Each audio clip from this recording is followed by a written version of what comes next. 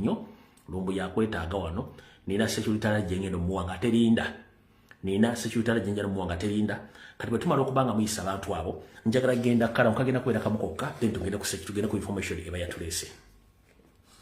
Alright, mumpite n'abantu b'omwoyino market babeereko bona badde bakole mu katale ka Abbas nti bali ku ddembe. Message esoma bwete.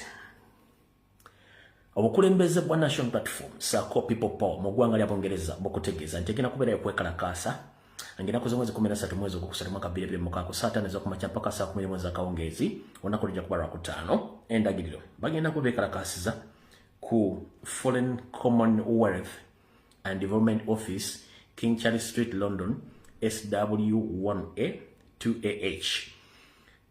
Emiramwa egigenda okubanga jogerwako n'okwekalakaasa omulama guno gwagwe gunoolwomanga. Speak Up Prime Minister Keir Starmer, Yovan Cooper and Baroness Chapman, but put people before trade and profit in Uganda. Sanction Dictator Yoweri Museveni. For more information, please contact the leaders of National Platform chapter in UK at their official email address officialukpeoplepower@gmail.com or at their telephone number +44 75 97 73 6065 for more information about this demonstration. Kekano akarango koko kwekalakaasa ogenda okubeera mu ggwanga lya Bungereza which ejja ku Lwokutaano mubeere mu bungi mwenna baagala enkyukakyuka babategeeza embere mu kwekalakaasa mu kalango kano olw'ensonga nti twetaaga eggwanga lyaffe mu buli mbeera yonna esoboka. Kale bwe tuva mu kalanga ako njagala tugendera ddala direct ku security alert endeese okugiwa president. Nsaba mutagingire wano the Inspector General of Police n'abasajja bakola mu State House ne ba court martial ngenda balabisa nga bulijjo nadibanga Pro Max Ultra gwe muli mu gwange ngenda balabisa nga bulijjo nze siina tabbo nja balabisa. Olunaku lwajjo nabategeezezaako nti security y'ekitongole ekibbo bulu mu ggwanga ekulu ya Simon Mugenyi Bakama Mbereju giyawa omukulembeze Robert Kyagulanyi Ssentamu omukuma mu kalulu akawedde. Abasajja abo bayitibwa okuripotinga ku mulimu kunaku lwakuna wabula ne babakwata ne babatwala mabuusu ne bayisa bubi nnyo. Ntegezeddwako nti bakubiddwa bubi era abamu bakubiddwa empiso ekireezo okuba nti babakubye obutwa. Antegezeddwako nti omwayinza okuba nga ali mu ddwa naye abatebannategereka wa gye bali bwe batyo bwe basobodde obbasiibula n'obbakola naye nga mubakyali omuto kya kyemba bwe basobodde okubanga naye nga babakoze ebintu bibi nnyo naye nga ye Museveni ne bane bagamba nti bano abantu balemerera okutuukiza obuvunaanyizibwa bwabwe bwali bubaweereddwa. Nange bwe nabuuza byabakama mission gye wawa abasajja bano yali mission ki mu mateeka publicly watugamba nti abasajja bano balina kuuma Kyagulanyi nga mulamu mpaka okulonda nga kuwedde. Kati okulonda bwe kwaggwa mwabadde mukwata baaki mubakyunye mubabuuza ekyali okutuuka obbateekamu n'obbakuba empiso n'okubanyigiriza mu ngeri yonna esoboka. So Mr. President nsaba kuwaabira nti basajja bo abakuuma bukalwako nga jjo wena ekyogeddeko njalo kiddamu bawambibwa era bali mu kutulugunyizibwa okw'ekika ekyenjawulo nga beekengera nti bo bayinza okuba bwe bakutemyako oba okukubozaawo ate nga nakyo kiyinza okuba si kituufu olw'ensonga yo state emanyi nti buli gweteeka mu system waliwo okutta bantu nti bo tebasobola kwerowoleza. Kale bwe bitu byabadde kati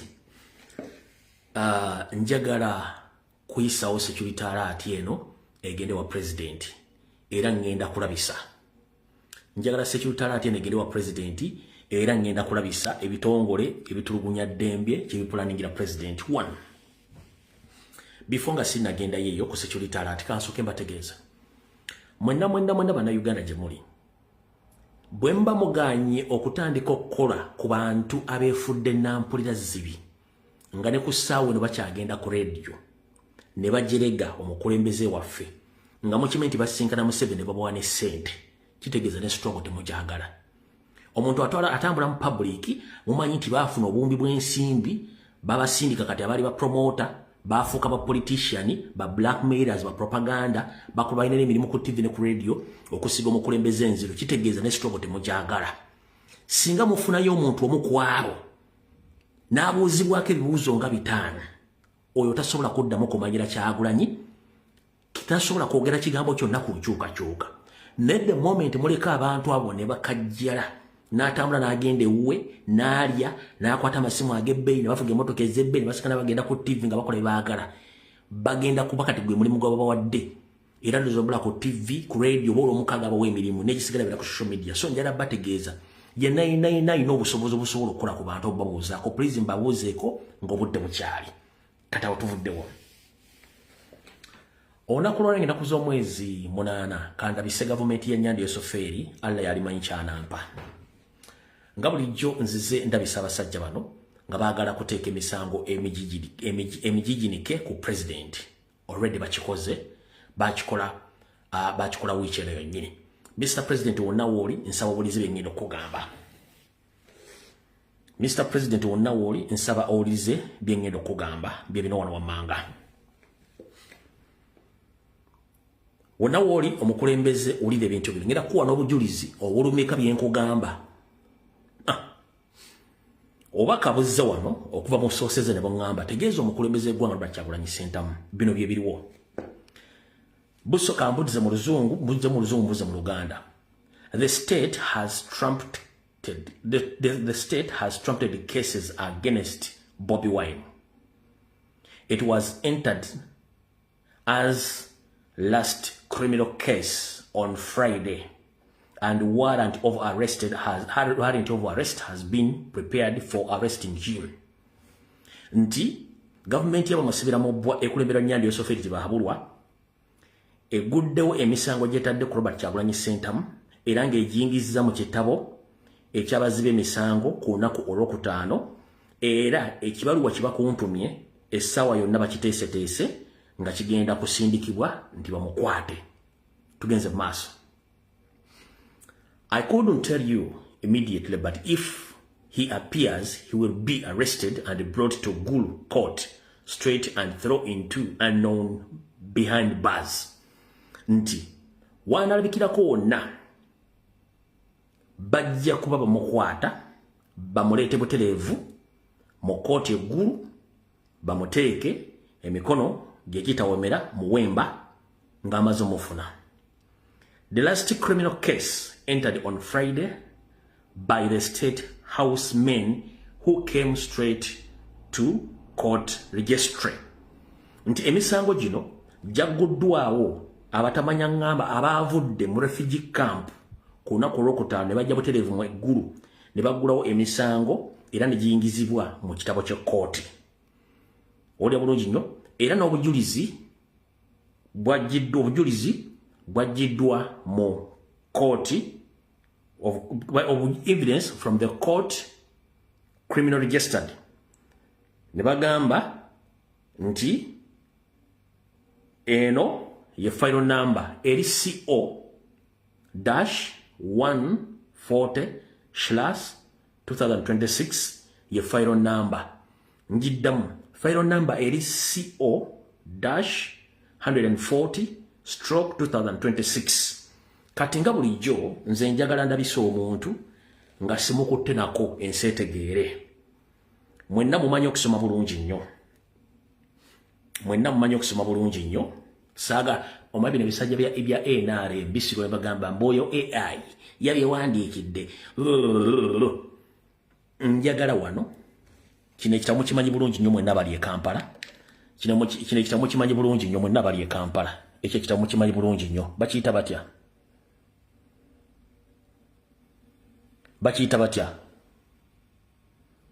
Bakiyita criminal register.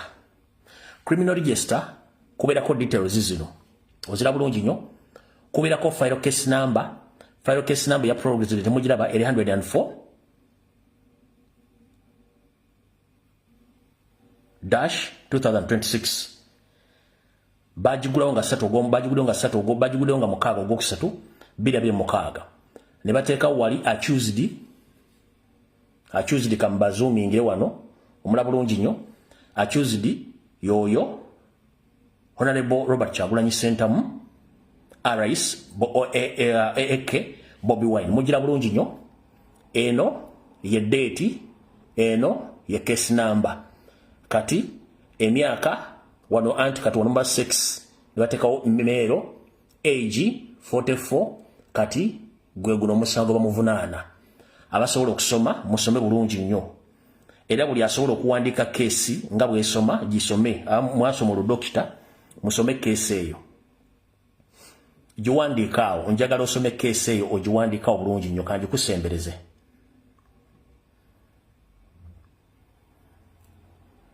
njagala wandike message eyo nga bweri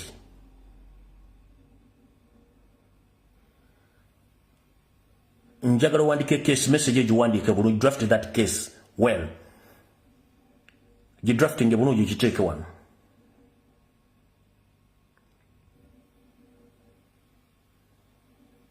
drafting bulungi nga bwe nkisomera wano esoma bweti making fellows raged or malicious statement CLS 25 of 9 of A 1 and 11B and 11 of the Presidential Election Act Cap 179 101 nibateekawo ndowooza cap false statement concerned charged bwetyo bweri mugira bulungi nnyo mumaze ogikuba screenshot mukitegedde bulungi nnyo bino byonna biguliddwawo mu kibuga gulu gye baagala okumukwata bamutwale bamusibe so kati aba NRM ne ba propagandalist nze byange mbyogera kati ng'omusiza Alex Suyani nkuleetera information ne nkuleetera details zonna ne nzikulaga bulungi nnyo manye twako wabayeba ba NRM abawozeyo AI yakoze atya kati so Mr. President wonna woli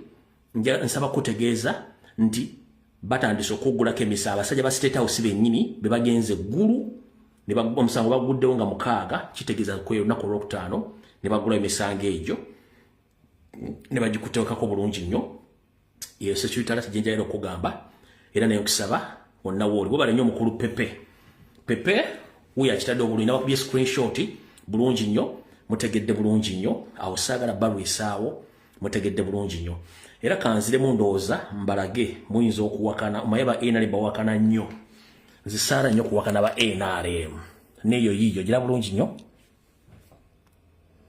njala kuzoomingira buli kimu kiri bulungi nnyo eyo case file date of register then amanya ga president gaago then emyaka gye then omusango ogumuvunaanibwa ogulabe bulungi nnyo ogule bulungi nnyo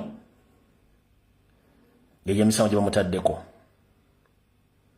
okitegedde bulungi nnyo kanjize bulungi nnyo baleme kugamba nti yabadde AI registrar emisango gino giguddwa mu kibuga ggulu era abasajja ba State House gye bagenza okugula emisango gino kati mukulu Nyanda Yosoferiti bahabulwa ne basajja bwammwe bonna njala bategeeza temuli bakitalo nga mwe mulowooza gwogenda ng'ogula emisango buli muntu yenna akuwakanya ng'ate no bw'osindika abasajja mu simanyi Kyagulanyi kimukweseza kisimanyi aveeyo akole ki that is the message wagenze genda mu wage kenyini wayitidde olukungana lwa East African Assembly nga terunatuuka nga ne president tamu tennaggwako noba wa sente $, bayita olukungana bakulonde ng'oyagala kubanga gwe president wa NAM chairman wa NAM at the same time gwe chairman wa East Africa kankuswaze mwense etegeere video bajagala babagikwata it's up to them not me nzo gwengu akulabisa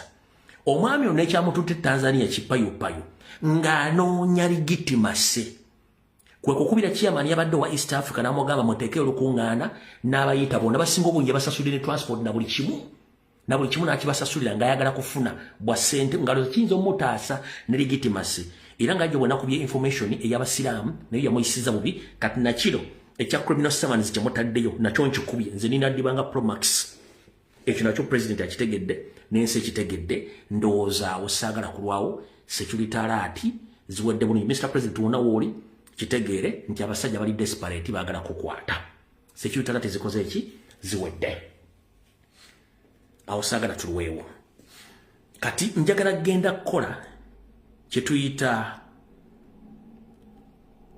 clarification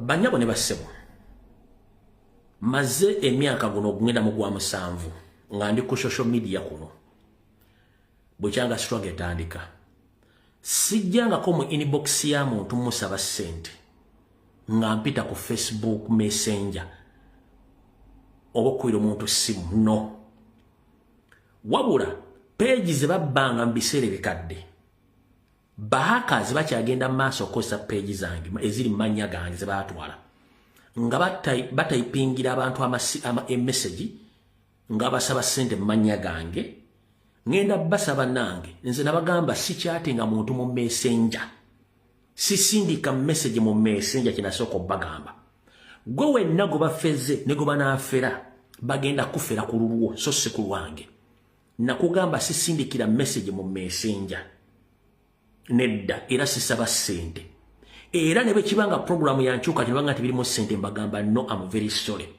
sigenda mu kintu kirimo ssente kati njala baga abanyabo ne basebo omuntu yenna ajja mu inbox yo ngari mu page oyo siyenze ngari mu page eyo gira bulungi nnyo eyo gibayita Kajubi Fred tungirike ebifaananyi ne bwana bikyusa siyenze ate ne namba gyakozesa enamba eyo eriko n'ekifaananyi kya president enamba eyo eriko n'ekifaananyi kya president ng'enamba gyakozesa yeno wano wammanga temugwa mu katego ke enamba gyakozesa mu giwandiikaawo eri plus 256 704 27 9910 ye namba gyakozesa eri plus 256 704 27 9910 enamba eyo gyakozesa okusaba ssente ngeri mmanya ga Andrew Kizza ne nasooka ne mu exposing nga akozesa Nalule kati yakomyo ne Andrew Kizza akubira abantu amasimu nga basaba ssente mu linnya lyange nze si chatting abantu we bali nnyo mukulu pepe y'enamba si chatting abantu mu Messenger no sikubira abantu masimu nti mbasaba ssente nze sisaba ssente nina ebizibu bingi nnyo nesobola kukwata Messenger yange nenkubira omuntu ba followers bange no okujja ng'omuntu antuukidde mu inbox yange ku WhatsApp nawaayo kyawadde nenze sisaba muntu ssente ngenda basaba nabagamba ku nsi kuno ekintu ekirimu ssente obanga omanyi bulungi nnyo ekyo tosobola kunsangayo no kati ekintu ekirimu WhatsApp group tosobola kunsanga neza family olumu nziddukamu kati ngenda bategeeza omwami oyo akubira abantu amasimu nga basaba ssente on my behalf akikoledde emyaka 6 akyusa bukyusa profile n'ennamba eyo eri mannya ge Andrew Kizza nenga kuliko ekifaananyi kya president ennamba agikopolodde ng'ejja ku WhatsApp ne muteramu eddoboozi ne mugamba mukulu obbidde abantu emyaka 6 plus 7 lwaki tolekera okubbira abantu mu mannya gange tanyeze ne mukubira n'agaana okukwata nenga ba state agent nze kimbeza no ku social media ebbanga lyonna kubanga nkola omulimu ogwandeeta mu struggle omuntu ayagala okunyamba na nyamba so siriwo nti noonya ssente no ng'abalabe bakikola kati mukulu gwe yeeyita Andrew Kizza lekera awo kwonoona erinnya lyange obbidde abantu ebbanga ddene ng'okyusa amanya n'ennamba nkugambye omuntu yenna akukyatinga ku Messenger si yenze akawunti zange muzimanyi eyalumbuye Fred mugimanyi bulungi nnyo Kajubi Fred 2 ne LBS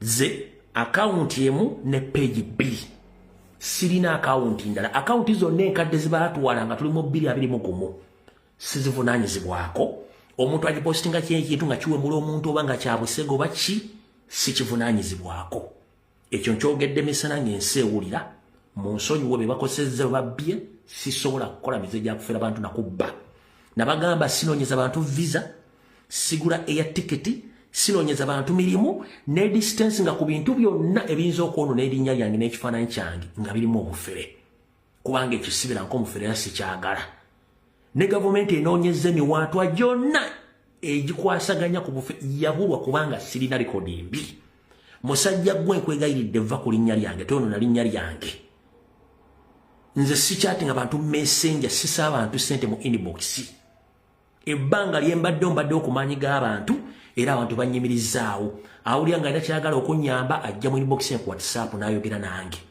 n'oba yagala video call kuba nenjogera naye mukomye obufere nga temwagala kukola Andrew kizza genda okole mwabba akaunti zaffe mutayipingira abantu ne mbajjako sente ng'abantu balowooza boogera naffe obbi abantu bangi for good 6 years mu mannya gange lekeraawo ojja nakutta omuntu balowooze nti nze nassa omuntu enamba yange emanyikiddwa ku WhatsApp ku worldwide kweri enamba y'ettake sikozesa namba ye Kampala nga nkyatinga abantu nowhere.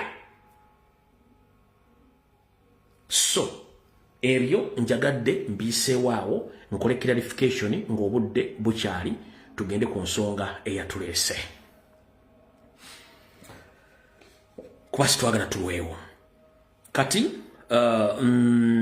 onaku olwaleero kansoke mpisewo bino onaku olwaleero njagadde nsooke mpitekokko emmengo katono nnyo then tulekere information yatuleese onaku olwaleero empologoma ya Buganda Ssaabasajja Kabaka Ronald Mwenda Mutebi owookubiri asiimye n'alambulako ku mwalo gwe ogw'Emulungo gy'abadde ngazze okulambula ku ttaka lye n'okula ku batuuze alabise bulungi nnyo twongere omusabira na buli kimu mu mbeera mwali agiyite mu bulungi nnyo ab'Emulungo bali kwaniza Ssaabasajja mu ngeri gy'abadde azzeemu nga baguddeko nga temutegedde yoyo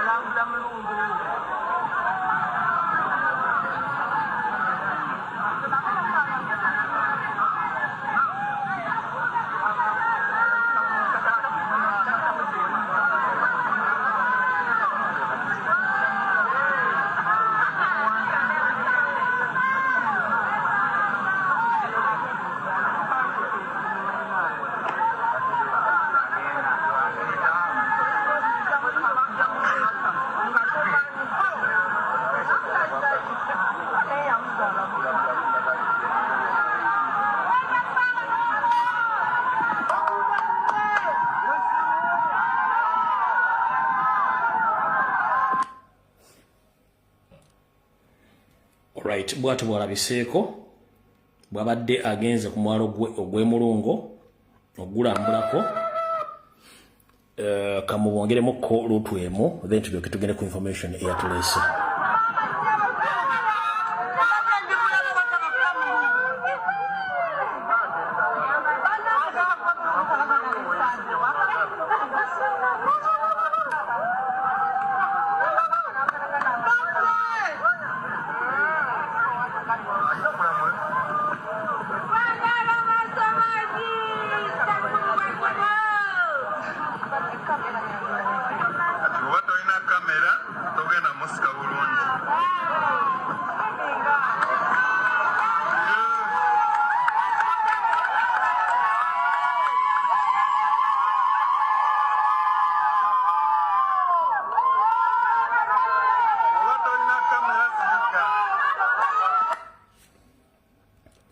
Alright, olwalira kawungeezi kaaliro asobodde okujja okulambulako ku mwalo ogw'Emulungo.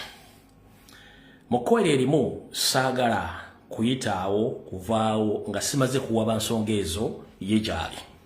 Ssaabasajja Kabaka ansaba okukuluma kutu olw'ebimu ebitatambula bulungi mu Buganda.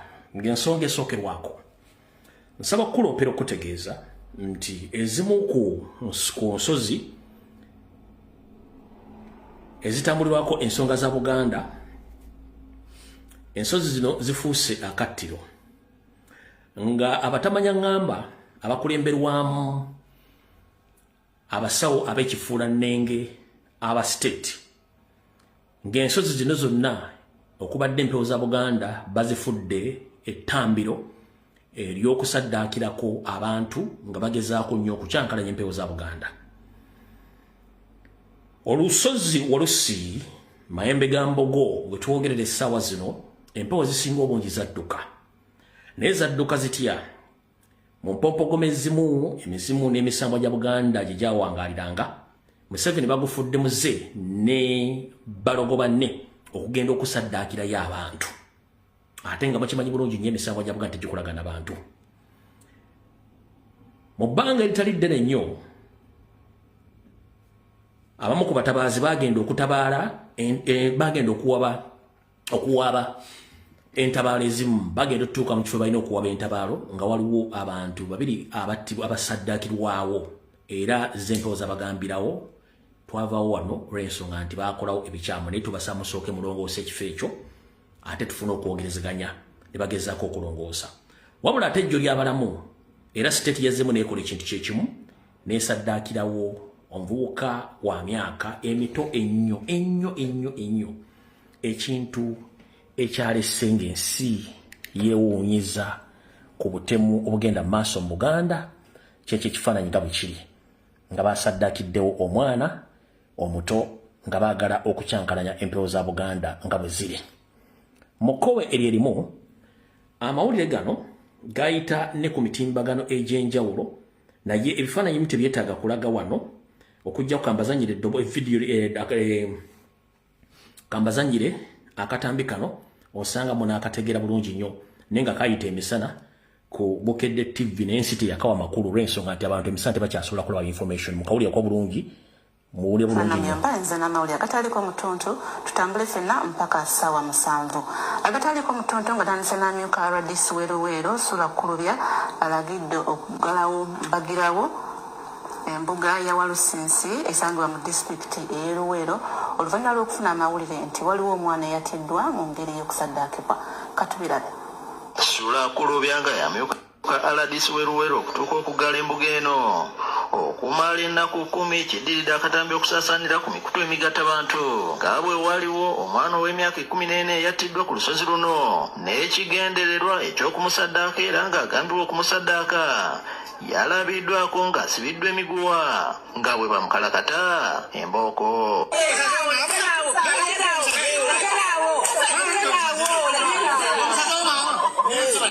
Akati yakweka mu nkola ekifo kino okiyimirizza okumala ennaku 10 nga tumala tusooke twetegereze bulungi tumale okutegeera ebintu bino gye bikolwamu bulungi.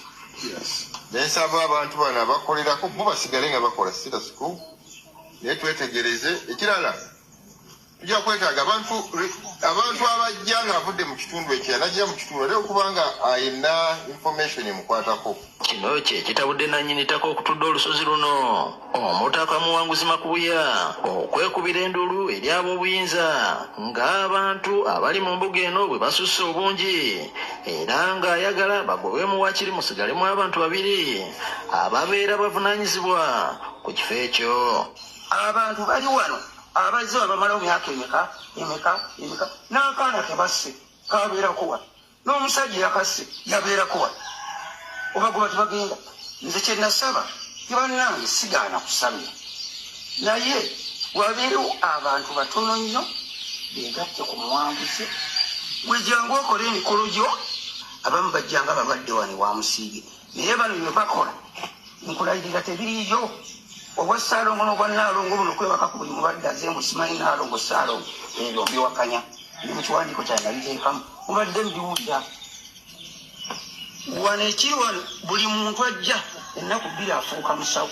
Ono agamba nti bangi bajja nga bazze okusawulwa kyokka bwe bamala okubakolako ate ne balemerawo olwo ne batandika okujjanjabira mu kifo kyekimu. Kyagamba nti bangi baava ku kyabaleeta ate ne batandika okunyweramu enjaga wamu n'okuganza abakazi abeera bazze okujjanjabwa. Olukiiko luno lwetabiddwamu n'akulira ebifo by'obuwangwa n'ennono wamu n'embiri mu Bwakabaka bwa Buganda Omulangira Luwangula Basajjansolo ono ng'ategeeza ng'ekifo kino bwe kiri ekimu ku ebyo Obwakabaka bwe buvunaanyizibwako era ng'avumiridde ekikolwa ekyokuutiramu omuntu ono alabudde abo bonna abajja mu mbuga ate ne bazifuula amaka okumala emyaka n'emyaka nga tebaseguka nti kakubajjuutuka. baliko emyoyo egiteekeddwa okuba nga girabibwa bwamuki bwa mwoyo mukyo mu buli ngeri yonna. Enteekateeka n'emikolo egigenda okukolebwa mu lusozi gimanyikiddwa buki bulungi. Njagala kubategeeza bassebo abaweereza b'ebifo bino mukimanyi bulungi tulina ebifo ebifaanagana ne kino ebiyitirivu ennyo. Njagala kubategeeza tubadde tulaba ebikolobero ebikolebwa mu bifo ebisinga naye engeri gye tuyimirizaamu mugimanyi bulungi. Naye njagala kubategeeza mbu tewanoka si wetunuulidde ne tumanyi mbu ate wano waliwo wankizo nnyo kubanga wansi wetwogera ku lusi enanyini ki nsi. Oluvannyuma omulangira Basajjansolo yeeyongeddeyo ku mbuga ya Kabaka Kkubo e Buyoga Bombo n'alambula omulimu gw'okuzimba olubi luno we gutuuse. Robert Musanje, Bukedde TV. Alright. Era nsaba okuloopera Ssaabasajja Kabaka ensonga ezo nga bw'oziwulidde mu kkowero erimu. Ensozi nnyingi ezatundibwa basajja b'Emmengo ne zikubibwa amayinja gennyini agakola enguudo Mwasanjala. Ekizibu kye twafuna mu Buganda nti abaseddekezi abaava ewaabwe Rwanda okujja nga bajja bagoba Oluuma ate kati bateekinze oba babatutte obuvunaanyizibwa okuba nti batwala ebifo byonna abazzukulu ba Nnambi gye bandibadde bagenda okuba nga bakkakkanyiza empewo zaabwe n'okwebuuzaako. Bonna emulaba basiisira mu bifo ebyo bate balina gye bagenda nga gye balaga babazze kuyiga. Era oluyigamu omwezi 12 nga nabo bafuuka ate baki nabo ate balaguzi ekitali kituufu. Ssaabasajja Kabaka njagadde okuloopera ensonga ezo zitegeere bulungi nnyo nti empewo zitawanya abazzukulu ba Buganda naye ng'ate ebifo ebituufu ebyandibadde bigendebwamu abazzukulu ba Buganda byonna bawaabwe basajja Abanyarwanda Baganda amannya abeetoolodde Obuganda bonna naye ng'ate ye Senkulu Mmando omukulu Salimu Sale ye buli bamugamba nti wano waliwo ensonga enkulu ya Buganda ettaka bw'ataligula attirawo bantu kusaddaaka kugoba mpewo ezo nakati naye yafuuka musameze yazimba essabo erirye ku lusozi Buganda era eri mu butundu by'e Luweero n'atwalawo Yagulo Mayiga yamuguzaawo.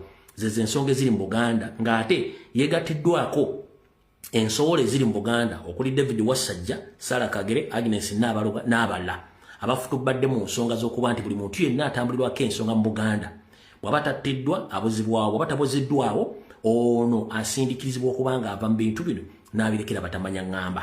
Naye nga bagamba nti olutatta muyima terumalako nteeze buli kyemukola mu kikole kamanye ng'akoza n'owebbwa nti ekikutte obudde bwe kinaabuta buli omu ajja kudda ewaabwe ng'obudde obutuufu butuuse.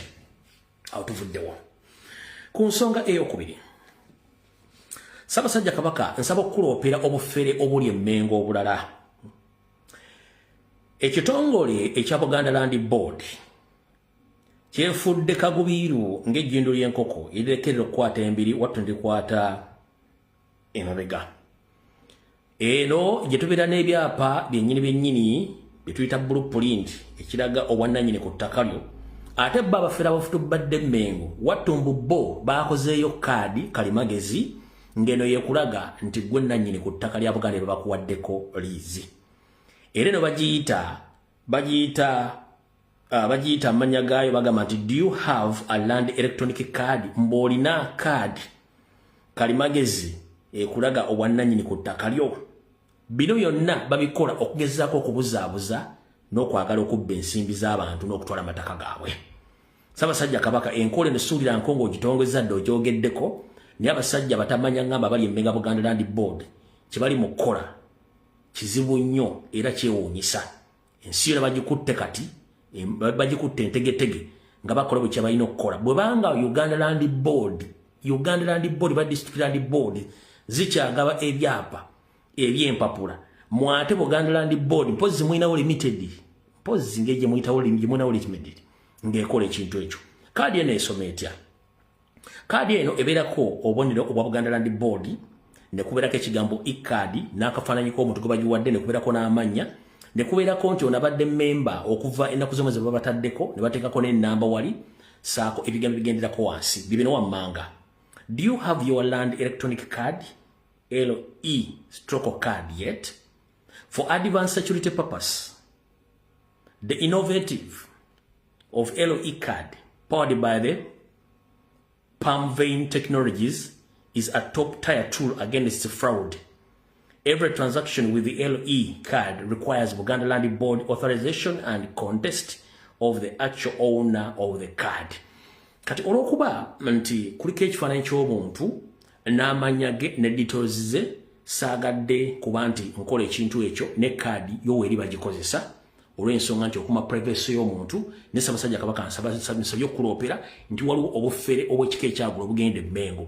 Jjukira nti Ssaanoga Mulengejja bwe yajja e Mmengo bane bambuuza gwalwana okutwala Obwakatikkiro sente zigenda okuddukanya Obuganda yogenda zijja yagamba ekigambo kimu mundeke nze mmanyi bwe ngenda okuyiya okufuna ensimbi mpaka nga mutegedde nti sente bwe ziri. Kiyasokera baga nti ngenda commercializing Obwakabaka Buganda mbujje kuno nomuteeke mu commercial. Already commercializing Obwakabaka Buganda yabutuukiriza nti kati Obwakabaka tebukyali Bwakabaka bwafuuse kampuni esuubula era buli lunaku olukya ng'eyongerako kampuni endala y'obusuubuzi obuwangwa n'ennono baabujjawo bali mu kubba nsimbi za Muganda n'abazzukulu ba Buganda n'okuba nti kati ddiiru gye zikutulibwa e Mmengo nga kyekimu ku kiwayi kya Museveni ekimufugirako Abaganda okubateeka wansi n'okubafuula ekitagasa n'okuba nti Obuganda tebukyalina kintu kyonna kyogera okukwatagana ku ggwanga wadde eddoboozi livaayo. Bufunze zeze ensonga nga baziyimiridde mu kitundu awo e Mmengo era zino ensonga zo kansoke nzijje wano zive bulungi nnyo ate tukulukute n'ensonga ezatuleese olunaku olwaleero.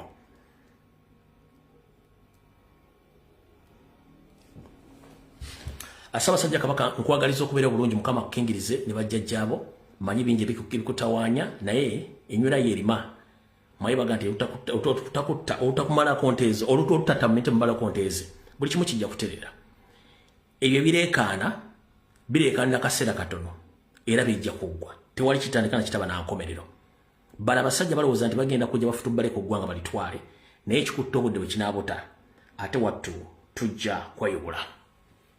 Kati katutandike bwe tuti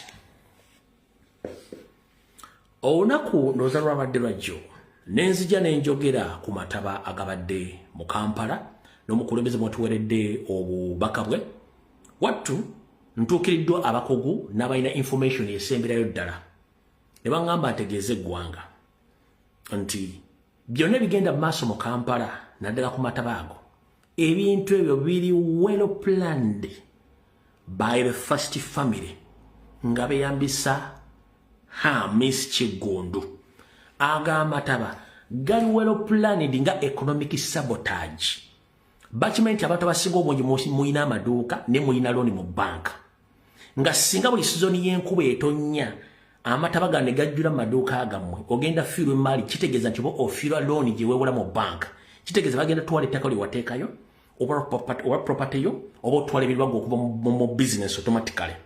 Kati bange mbategeeze ekyabumbula ettaka n'ebisaaniiko ebyeri gye bali wayiwo ebisaaniiko tekyali nti kyali kitonde butonde tikando yali akitaddewo Abachina be bakiteekawo ettaka ery'okubumbuluka nakati amataba g'omu Kampala Abachina be bamu nga bakolagana ne Miss Kigundu ne state bagenda ne bafuna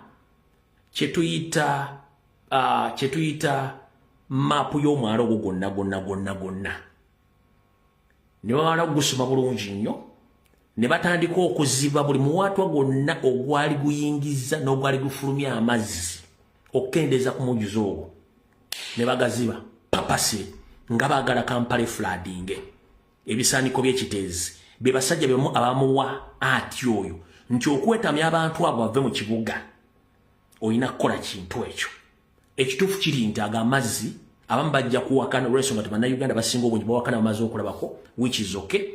Amazzi gali well planned nga gakuba wonna mu Kampala wakati ne gagenda ne Kafumbe mu Kasa ne gakuba n'owino kuba mapu ya Museveni gy'ayagala nagibagamba dda ayagala akatale k'owino agenda akakube ku Nakivubo Bbulu Nakivubo Guli ne Saawa ya Queen ne Fire Brigade agijjewo wonna bateekawo shopping malls kati singa ekintu kinagenda mu maaso bwe kityo kiba kitegeeza nti olwalira abakiivinze kyayagala. Kati amazzi temulowooza nti gajjawo okuba tebagaagala, gonna gaateekebwa okukolebwa nga it's an economic sabotage.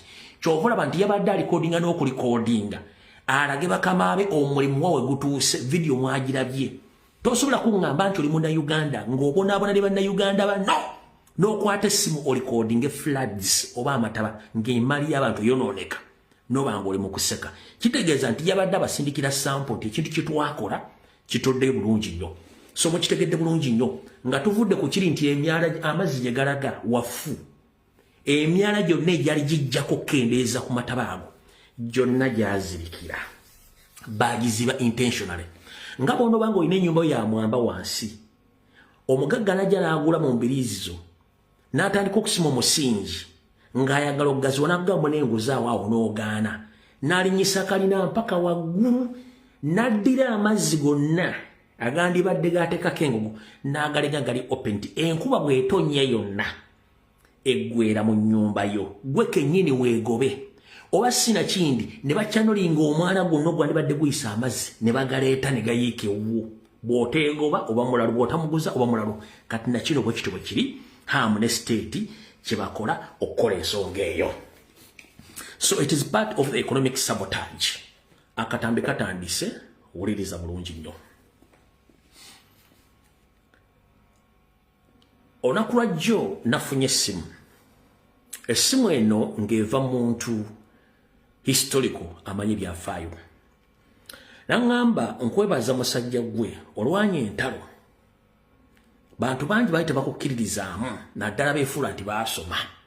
Naye nga bba ekituufu bakimanyi naye nga tebasobola kyogera.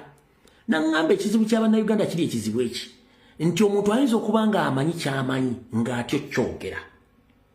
Ate bw'alaba omuntu ng'akyogedde ate ye omuntu oyo amufuukira ekizibu ng'amuwakanya nga teyagala kukola kintu ekyo.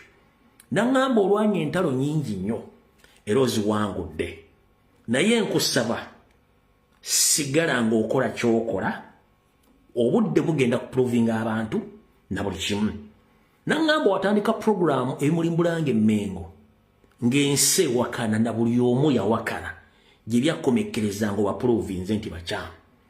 N'otandika okuwa abasajja ba DP opposition buli omu ng'awakana tayimu n'ebaprovinga nti oli mutuufu.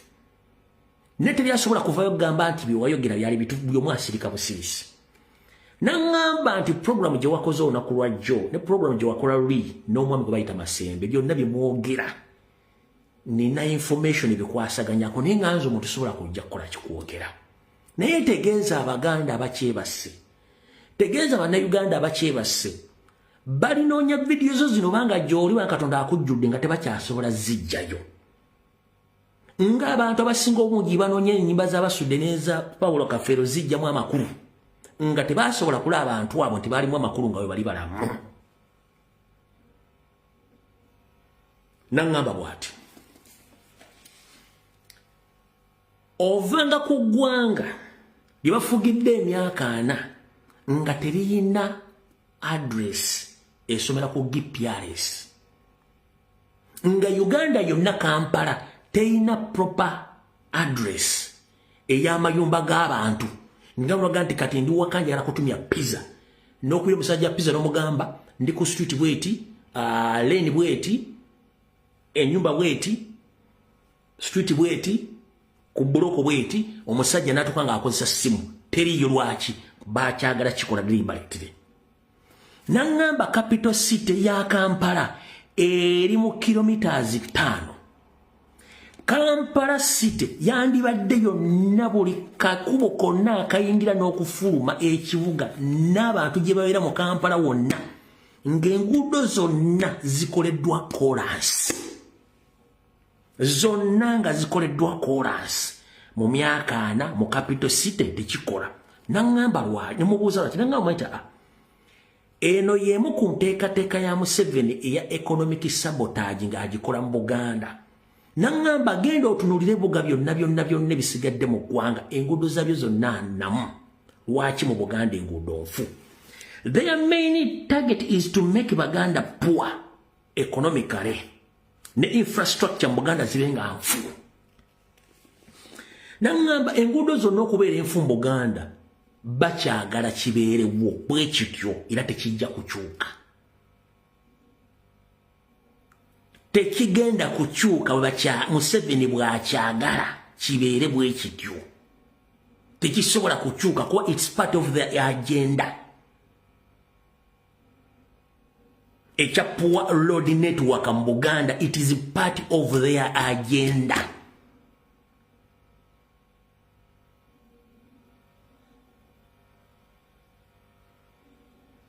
Mukitegedde bulungi nnyo. Okuvaako kw'amasannyalaze, it is part of their economic sabotage.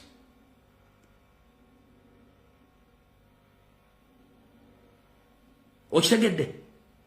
Ne bwogende Nairobi akubisamu Kampala emirundi ng'etaano.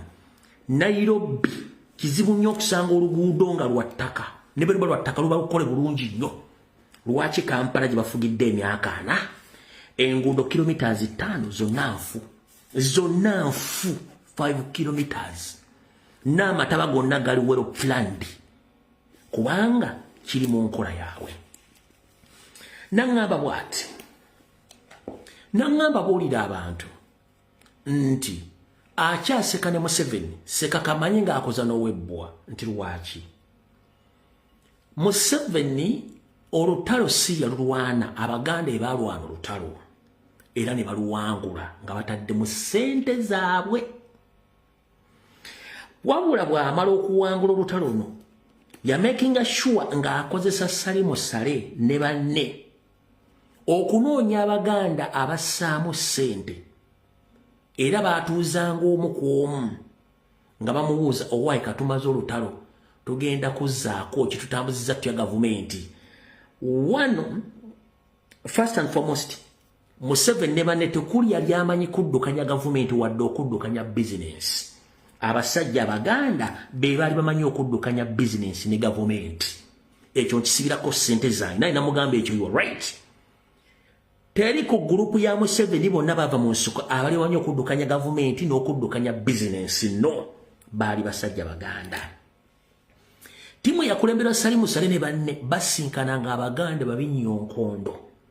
Nga bagamba tugenda tandika okukola nammwe ne twagala kumanya bizinensi zitambula zitya, musuubula mutya, muyingiza mutya, ekintu mukikoze mutya.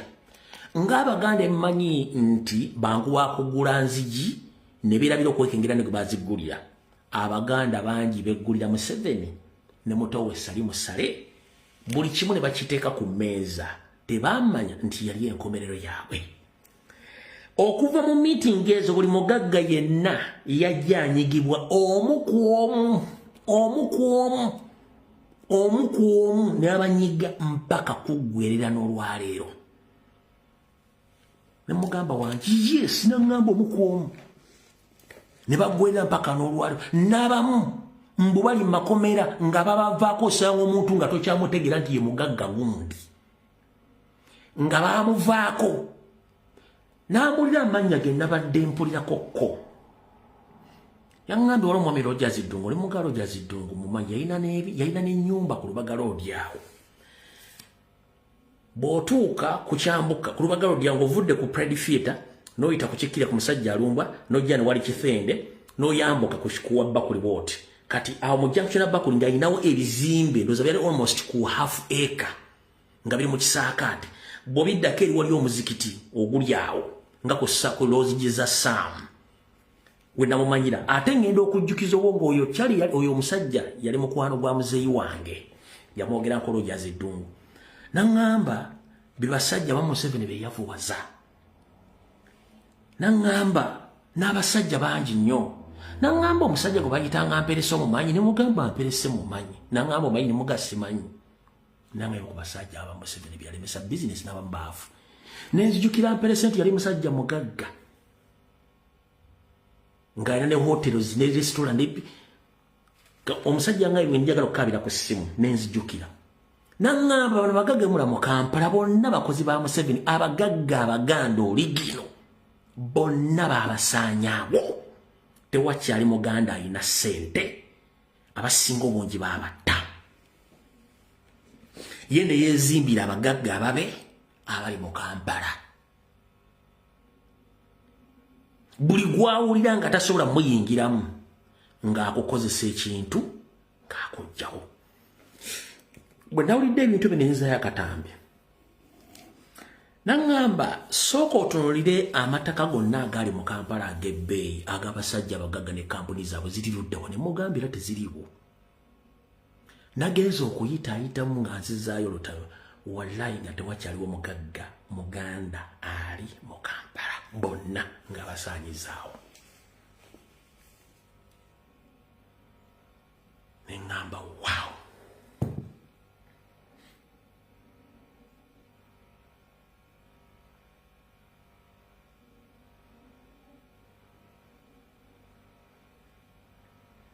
Nafunye ekiro ekibi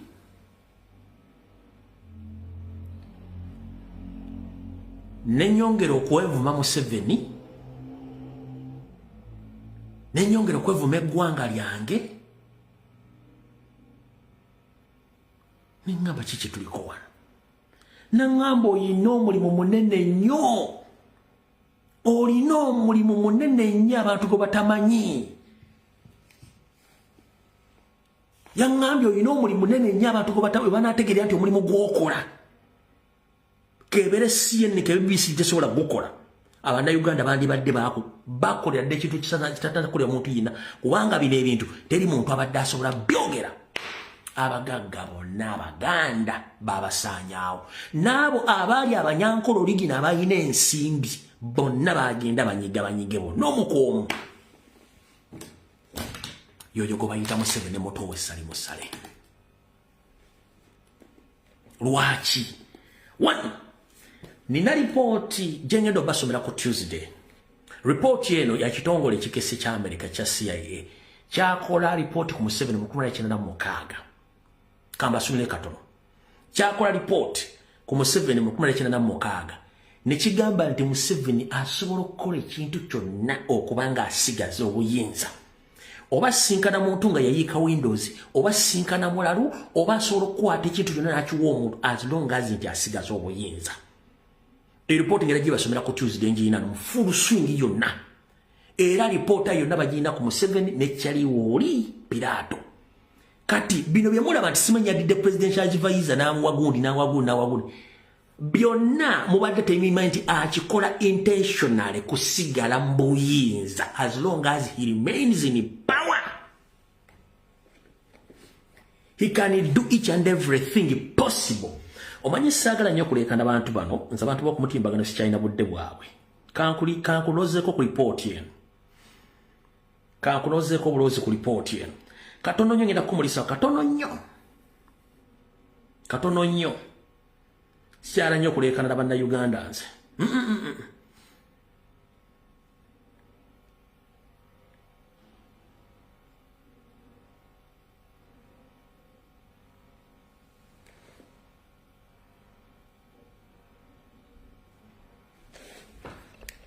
Kankulozeeko obulooza kwa ripooti eno. Ogiraba?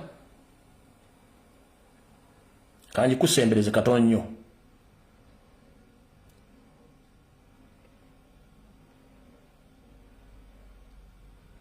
Ogiraba katono nnyo?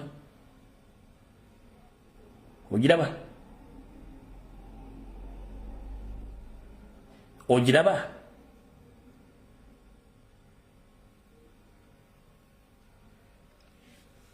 Njagadde kulaga kunkulage nti information mulina. Na wano somako katono nnyo. Nze sikyala kuleka na bannayuganda mba ne information yange. Yiyo eri full detailed. Eri full detailed report nga bagikola ku Nnyandi Yosoferi. Eri full detailed yonna nja gibatuusaako ku lunaku olwokusatu. Ogiraba kyenjagadde okugamba nti yiyo yakolebwa nga 29 January 1886 report nga agikola yani ndozo kira mulimu Zaire, Rwanda, Burundi. Museveni will actively court donors to the finance. Byonna eno report yani ya kitongole kikesi kya America awentusiza Museveni. Report nkola ki njirina njya gibasomera kuna ku lwokumeka ku ku lunaku olwokubiri njagirira full report awentusizawa wentusiza Nyando Yosoferi kati yayinza okulowooza information emukwatako tekolaki information emukwatako teriyo tugimanyi bulungi nnyo nti he can do each and everything possible okulanga asigala mbuyinza yensonga lwaki yanyiga kitaawe nabagamba information emusooka ne mwemagaza yensonga lwaki yanyiga kitaawe okweka identification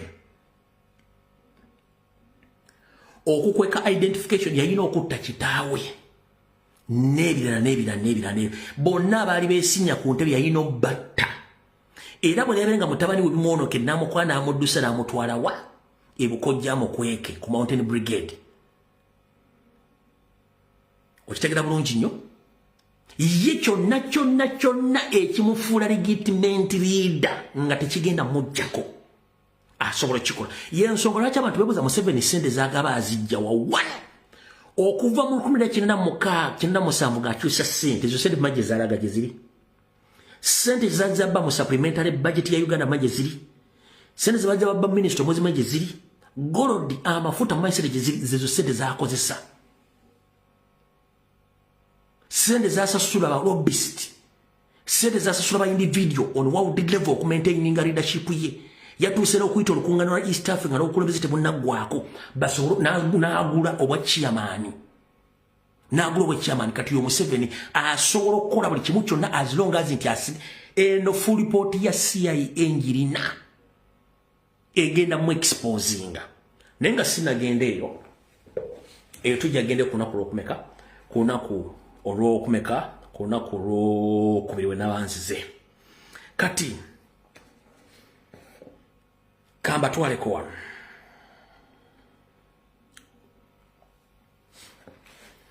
onaku lwajjo nabasomedde alipoota ekwatagana ku butujju bwa Museveni kati muwulire bulungi nnyo banyabo ne masebo kyemulwanyisa mbali temukimanyi Kyagulanyi yekka yabadde akimanyi Bannayuganda mwenna kyembadde mulwanyisa temukimanyi Kyagulanyi yekka yabadde akola ki yakimanyi okuva mu 1966 teri munnayuganda yali amanyi kye balwanyisa kuba kana akasajja kajja kalina omukisa naye ng'ate bannayuganda yali kyali kisa kyammwe ekyabalekesa akasajja kano kyemwali mulwanyisa mwali temukimanyi Kyagulanyi yakijjeyo kiteekawo n'akibalaga okuva mu 1966 kino kankibagambe nga ngendo tandika statement yenu 1 kasoke kusigira ekifaananyi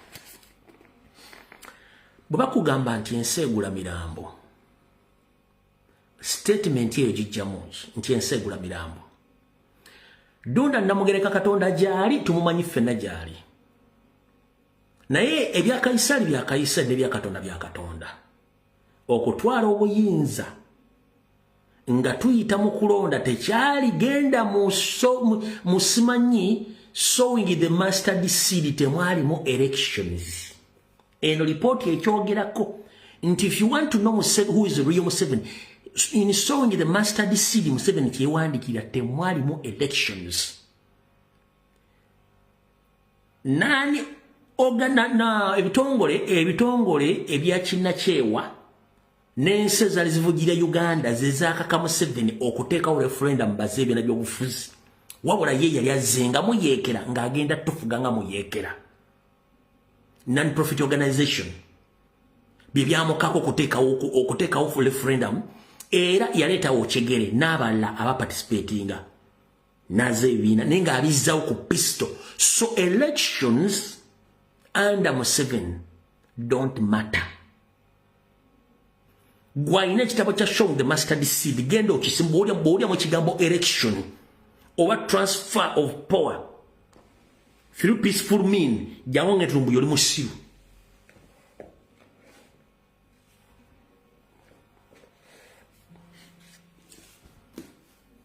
lero kankunyonyolo kitegeere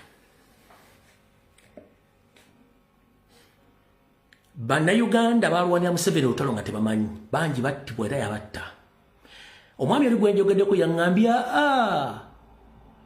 mwe babaga nti batta abantu akakadde kamwe luwero no a big no if you combine the entire Luweero Triangle batta Abaganda million mukaaga.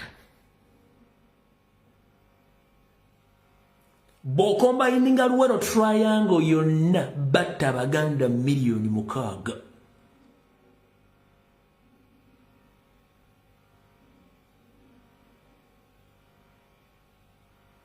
Nanga batta Abaganda million mukaaga abasajja abo. Mugamba kekiri yejjayo. Kati nina ekintu ky'enjagala basomesera mu kitegeere. Wano mwenna ekigambo kye bayita geopolitics mu kimanyi. Geopolitics yofuza ebyetambulira ku muteerero gw'ensi yonna ng'obimanyi byonna ng'obyogerako bimanyi bitambula. Bwe ngenza okukola okunoonyereza kwe nga nange neetegereza tulina ekinyusi kye tumiisinga. Ekinyusi kyekiriwa. Okuva mu bafuzi b'amatwale baafuganga amatwale nga batta. Ne tujja mu ssematalo w'ensi zonna ebbiri nga batta bussi bantu. Tuzze mu ntalo zino ezirwanibwa na luno lwaliwo nga bali mu kutta bantu. People they don't care as long as nti abassi bafunye kye baagala. That means human beings don't matter as long as someone afunye obuyinza. The same thing abatuusi kye bakozesa, for them they don't care about food as long as they get what they want. Kati basibo ne banyabo. Nze mbabuuza bwabanga Museveni mu song the master city yateekamu peaceful transform power nga temwali elections nga report ya ICIA ebwesoma. Kitegeeza mwabati okutta Museveni agenda batta okumaintaining obuyinza bwe yensonga lwaki you don't care. Olw'ensonga akimanyi even those big nations they do the same. They do the same things which he does. Nobody cares. Okitadde mu bwongo.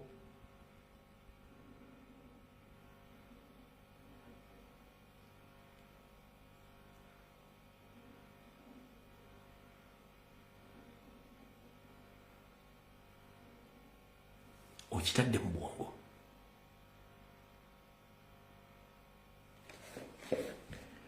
Okitadde mu bwongo.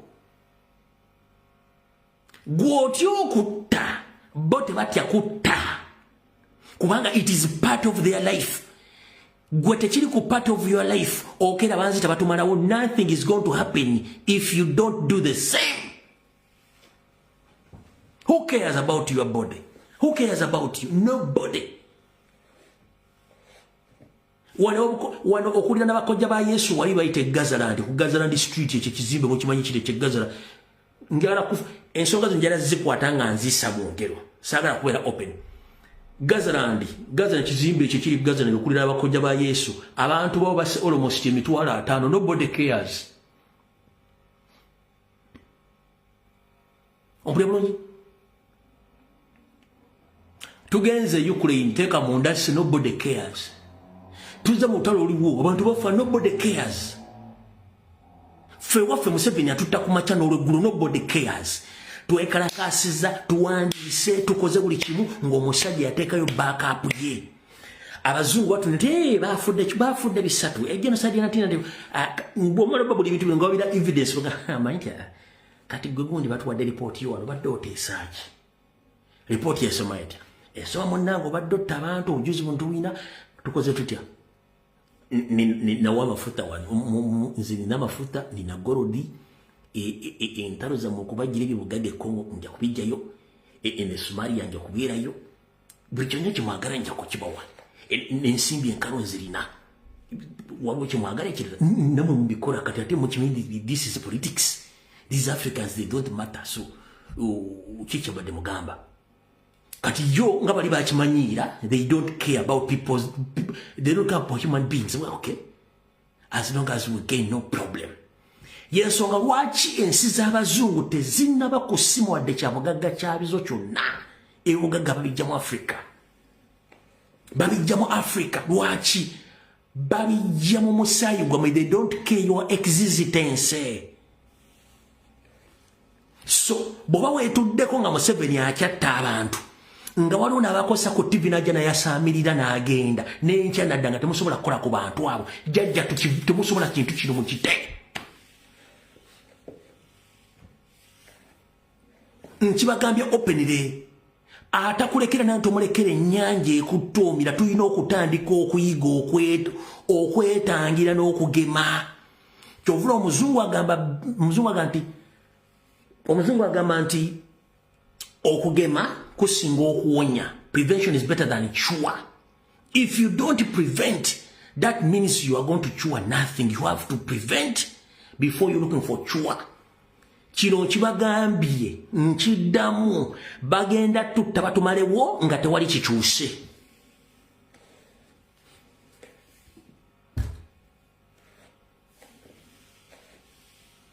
Bagenda tutta batumalewo nga tewali kikyuse.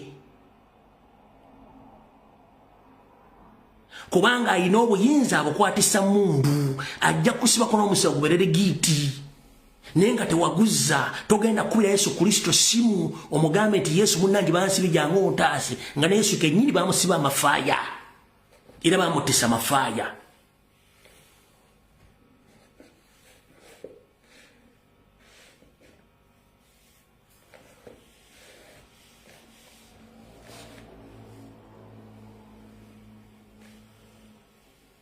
Na kino kanchikunyonyo kitegere bulungi nnyo. World over there is no democracy. World over there is no democracy. Democracy alinga kabulu bandi. Democracy alinga kabulu bandi ko mugati. Niyo mugati ogusigadde ye violence. Bwa munantegeera.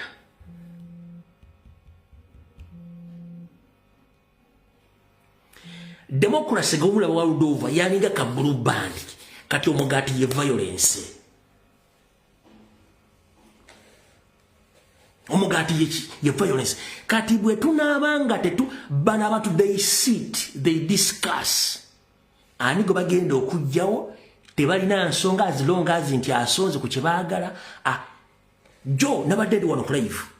Mbadde nzije emyaka ena mbagamba owino bagenda mumenya owino bamutwala ne mbagaba ne bamega olunaku lwajjo baako ne bagenda bamenya owino bamenyeko side eriko produce bova mu container village ekyo ekikuba ekisooka ng'oyingira owino ng'ova ku biwologoma booti eva container village ekyo ekikuba ekisooka awo kati awo maaso wabadde store z'abantu bateeka ebintu byabwe kati eri munda wabadde section ya produce be bantu abatunda emmere y'empeke kasooli binyeebwa muwemba buli kimu kyonna kyo waddewo n'akajja kali open kati gye batandikidde omumenya emmaali y'abantu bagibbye ebintu by'abantu babiyodde gw'oyagala kuŋŋamba nti abantu abo basuze bamanyi kigenda okugenda mu maaso there is no democracy all over the world. Olina sooka kozesa maanyi then n'olaga nti waliwo democracy. Kino njala kigamba Nembazungu muza nti balina democracy. Waliwo level democracy wakoma nga balina kusazisawo mate balina kusazisawo kifuba. Yeso lwaki mwana nti abazungu ne demonstration nazo bazikola nga ziri violent olw'ensonga nawo bakimanyi nti democracy gwe bateekawo wa kiwaani. So ndowooza mutegedde olwo kankibagambe. Naye kati Museveni yazannya kiki kyazannya bakiyita ka message ango okwekule buno omete busite bon kakulumanga kakufuya bakati ki Museveni bwati bwakola ebbanga lyonna mu mwaka gye mutegere obutwa mwaka gye mumenye accident eteeketeeke mwaka gye mmanya abantu ababula for good mwaka gye mmanye kye bayita mass graves oyo gwe bayita Museveni. He doesn't care about you.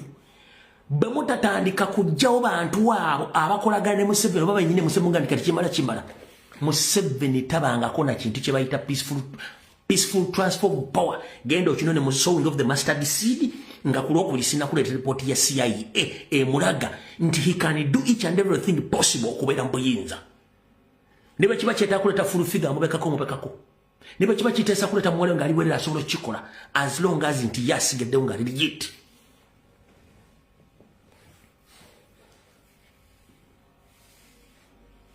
Ndozo kitegedde olwaliro yonna gy'oli njala kussamu ekintu kikubere mu mutwe. Wano nayogedde ku Honorable Nyombi Tembo ne mugamba mukuru watugamba internet mugenda jijjako abantu baji misusinga abantu bafirwa business zaabwe bafirwa billions of money ne kivirako n'ekitongole ekikwasaganya okutunda computer software ne spare parts wa computer okwetola ensi y'okubulookinga Uganda story nagibawa nga abasajja bagaba bafirwa billions of money ne banna Uganda bafiirwa sente business zaabwe n'abaana bafiira malwaliro abayino bafiira malwaliro nsonga nti abasaba bayino bakolako nga bayino ofuna consultation okuva mu malwaliro ag'ensi yonna nga bakozesa internet tebalina access ku internet abaana bafa owulira n'abaana wandika nti wali muntu akkirizibwa ku discussinga ku byabufuzi na byafudde mu kulonda kati bwe wadde ng'oli e Dubai Mr. wa Honorable Nyobitem wano sina utalo naawe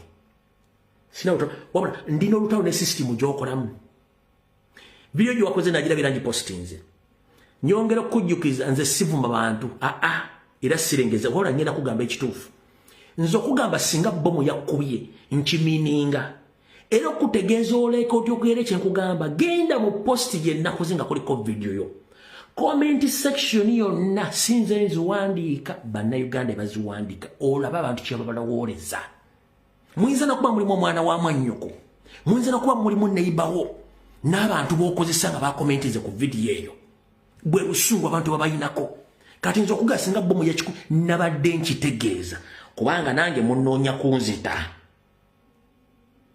n'okutuuka munoonya kunzita mussa abaana b'abantu munoonya Kyagulanyi mutta kati gwokwogera nti singa bomu yakkubye noonyiiga nnyo nadde nkitegeeza nti singa bomu yakkubye nga gwe bwalemesa obulamu bannayuganda n'abaana ne bafiira mu malwaliro abalina okufuna obujjanjabi nga buyita ku intaneti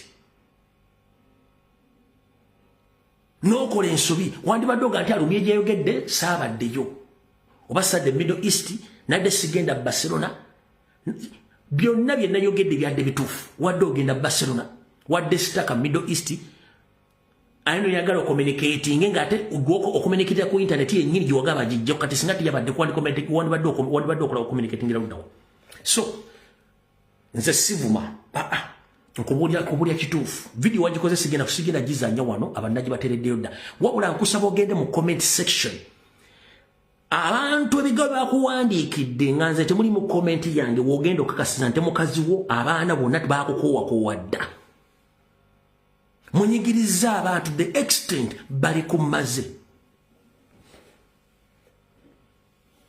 nze sisobola kuvuma bye nayogedde byabadde 100% correct oba right wabadde ogenda Barcelona tewakiwakanyiza wabadde Middle East tewakiwakanyiza kati nakuvumidde ludda nziraga ekigambo kimu ti singa bomu ekukuba kubanga gwe bannayuganda abali Saudi Arabia basukka mitwale 10 tewavudde kukola comment bannayuganda abali mu United Arab Emirates basukka emitwale 2 tewavudde kukola comments wabula abantu abali mu gavumenti abasindika abaana baabwe mu nsi ezo bakuba amasimu nga bakubira ebitongole byonna ebyokwenda mu nsi ezo bikuuma abaana baabwe baboyi kamba buuse bwe mba mbadde mu accommodation nga mulimu kyali wa mwata yadduse mu accommodation nga temumanyi waali be babaana babanenye mu gavumenti bali mu secure areas mbadde nabadde kibagamba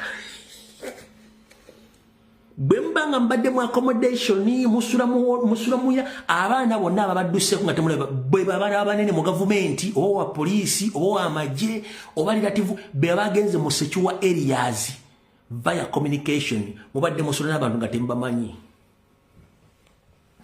wano okanze nsobola obyogera ewala tebasobola byogera oba oli Bahrain nga bakyere mubadde musula nga badduse timanyi gye bali balamu tebannafa bagenze mu secure areas oba ali mu UAE nga bannamwamu tembalaba mubadde bonna bali related ku bantu abali mu gavumenti abali Saudi Arabia kata bonna boba nga tokyamulabako okutoto nga teyafudde gyali badduse kubanga ba relative abali mu gavumenti bakubidde mugende wano mufune secho mubeere safe mugende wano nengo badozo okola ne sekadama mundowo oli ku mutabani wa munene mu police oli ku relative wa Janet oli ku muntu wa Museveni mu kitegedde kati njala mukyetegereze bulungi nnyo yenna yabadduseemu nga temumulaba teyafudde ekikompona tekyamukubya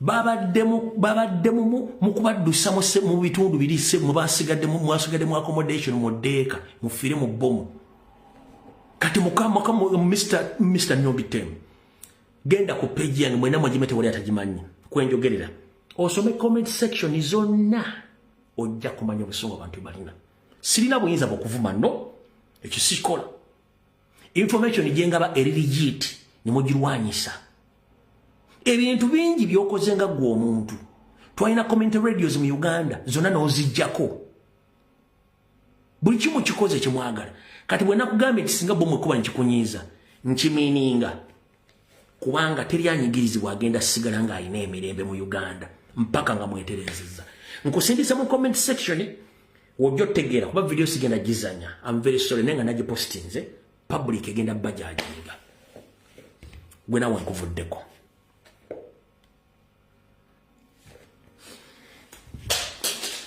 katika tudde Nyandi Esoferi Kibahabulwa ali mu panic etabangawo naye sawa zino byali mukola bibikulaga nti byasiba bikutuka nabagambye nti mutabani we yamuddusizza ku bukojja ne mbabulya Barracks mwali ne hoteli mwakolera nani amukuuma n'ebinje bimeke byamaje bimukuuma wetwogerere sawa zino Nyandi Esoferi report zitandise omufulumako tulinda report ya EU ne sanctions ye mutowe Pilato yasalira Yesu omusango naye mumulaba takyasobola kulaga wabeera bere kyusemu kati report yafulumye eza Uganda report jeziri nyongera kubajjukiza report za Uganda eza genocide mu Uganda human rights abuses kidnaps torture buli kimu gye kiri kyawandikibwa dda naye Museveni ayinaye babulooka be bawini byanyima bamarijani bulaka ayebale Adonia n'abala abadde bamubulokingira ebintu ebyo abali mu bitongole ebyo ne report gyeziri ne Nobert Mawobe naye gyali kati report ya Uganda yo gyeri report ya Congo yafuluma ng'eimplicatinga Museveni okweta mu kitta bantu report ya South Sudan yafulumye bulungi nnyo ngeruma Nyandi Esoferi nagibasomedde jjo kati kansoke njibazanyire wano mu lulimi oluzungu ensesoke uli olulimi oluzungu nga nze sogedde kigambo kyange njagala report eno ense giwulire ng'ejogedde mu luzungu sinze eyo report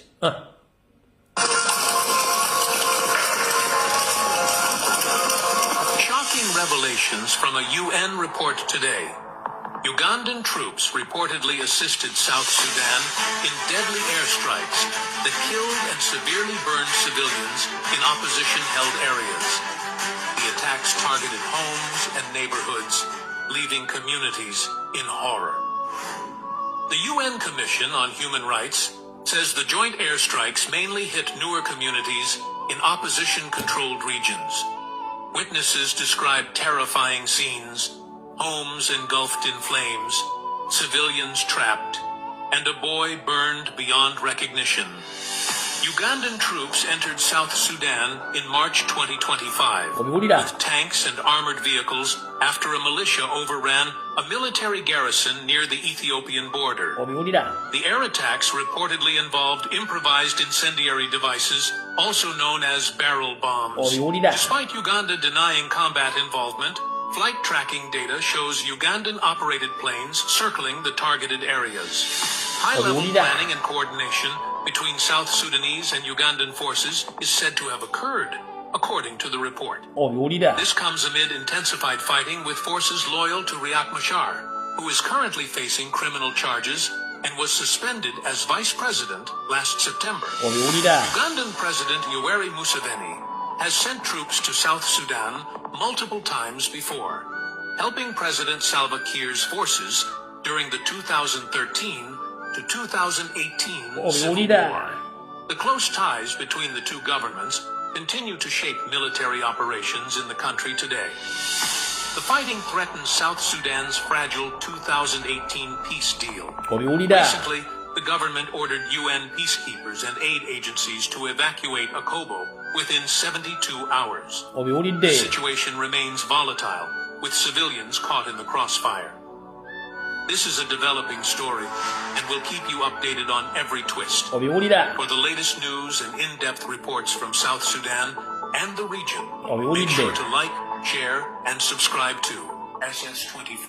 Obiwulidde byebyo. Kati kankuddize mu lipooti yaffe eyewaka mu Kyaddondo gye mwawuliddeyo katono njagala mugiwulire. Eyo lipooti ya Lungereza saagala bagenda bagambi mu Lufalansa mu Ludicha ya Lungereza kati kankuddize mu Yoluganda.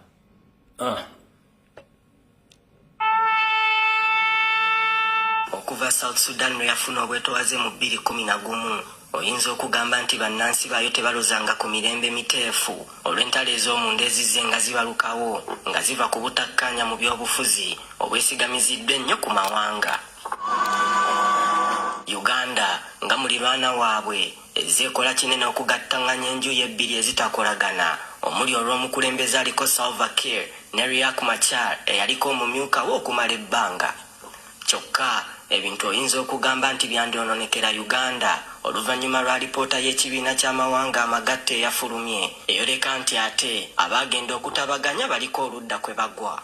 Alipoota eno eyasoose okufulumizibwa bannamawulire mu South Sudan eronkooma nti Uganda ezinga eyambako gavumenti ya Salva Kiir okutta n'okulumya abantu abatamuwagira naddala mu bitundu by'abantu b'eggwanga ly'Abanoa erisibukamu Riek Machar. Amagye ga Uganda gazze galumiriza nti gw'okugenda mu South Sudan gayitibwa gavumenti yaayo yennyini mu Maaci wa 2025 nga basinziira ku ndagaano y'ebyokwerinda eyakolebwa okubayambako okufufuggaza abayeekera b'akabinja ka Riek Machar agaali gafuukidde ddala olukokobe nga gaagala okumaamulako gavumenti. Ebiri mu alipoota ebirala nti waliwo ennyonyi ennwanyi ezaalabibwa ku byuma bikalimagezi nga zaava Uganda ne zingira akaalo Wunaliet ne bakayiwako ebintu ebitannategeerekeka naye nga byamala ne bikwata omuliro ekyalo ne kituntumuka abantu ne bafa nga mwalimu n'abaana abato. Owulira emboozi? Bino byaliwo mu Maaci wa 2025 nti era olwamala obulumbaganyo obwo adumira amagye ga kuno Muhoozi ne Rugaba n'agenda ku mukutu gwe ogwa X n'akyakyanca ate oluvannyuma obubaka bwe ne busiimuulwayo. Owulira? Kyokka alipoota eno temenya nnumba mmeka Uganda ze yakola ku bantu ba bulijjo wabula ekikoonako nti Uganda ennumba zino zaali nkwenteeketeeka obulungi era ng'abakulu ne kye bakola bakimanyi bulungi. Obiwulira? Omwaka oguwedde Uganda ezinga yeegaana ebijijjo etekebwako nti yeetaba butereevu mu nnumba mu ggwanga lino beppo n'okuyira abantu ba bulijjo ebirungo ebitamanyiddwa bulungi ne bibookya. Obiwulira? Ekitongole ki Amnesty International kirumiriza nti Uganda byekola mu South Sudan bimenya endagaano eyatuukibwako mu 2018 eyali ekugira memba waakyo yenna okubaako obuyambi bw'ebyokulwanyisa bwawa gavumenti ya South Sudan. Obiwulira? Wiiki ewedde kyandibanga tekyewuunyisa lwaki gavumenti ya South Sudan yalagira eggye lya UN ekkuuma ddembe okwabulira akatundu akamanyiddwa nga Akobo mu ssaawa 72 zokka ng'amagye ge gagwisanya bwenyi n'ag'oludda oluvuganya. Gavumenti ya Uganda tennaba kwanukula butereevu ku nsonga eno. Why should Uganda get involved in the killing of civilians? Yet the very same Uganda UPDF and the very same army that has brought peace and stability in the region. From South Sudan to Somalia to Eastern DRC. We are one army that is known to be involved in ensuring that there is peace, stability and security in this region. Eggye lya UPDF nalyo likyafuuse kyesirikidde wabula nga lipoota eno abamanyi okusomera ebbaluwa mu bbaasa bagamba nti mudda yandizaalira Uganda ebitukula ekiyinza okufiiriza eggwanga mu bintu bingi.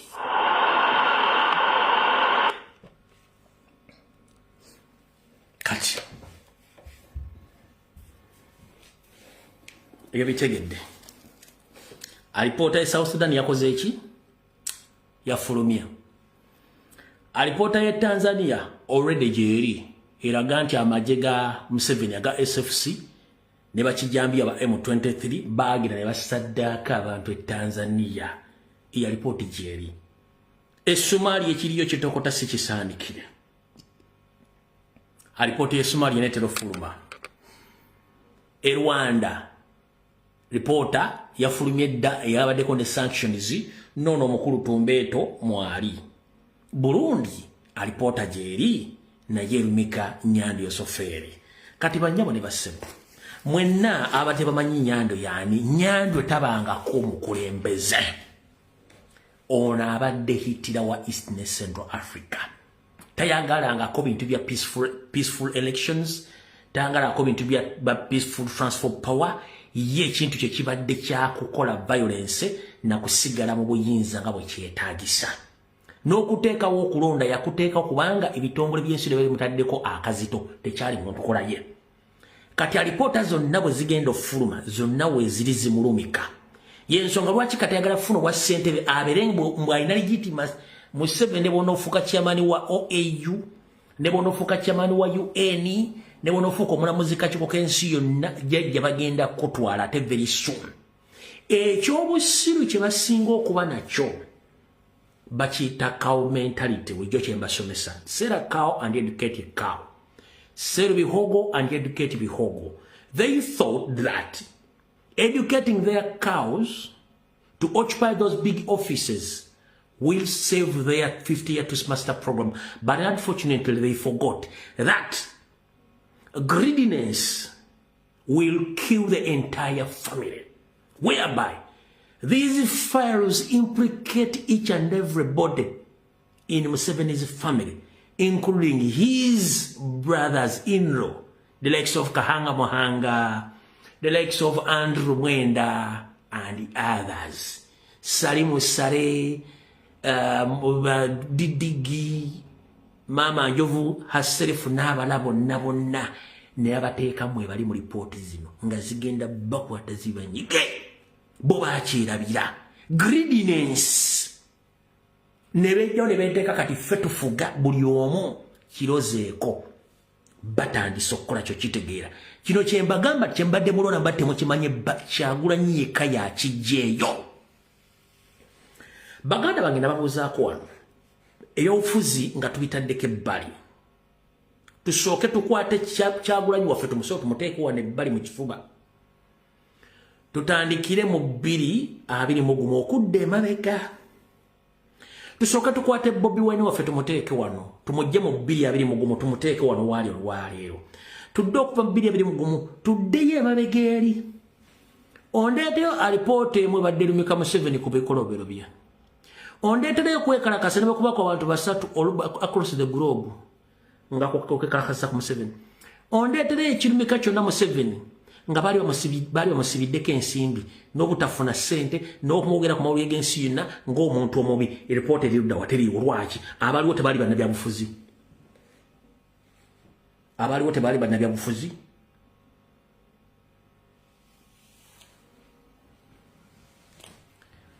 abaliwo tebaali bannabyabufuzi baite bamanyi Museveni kikyakola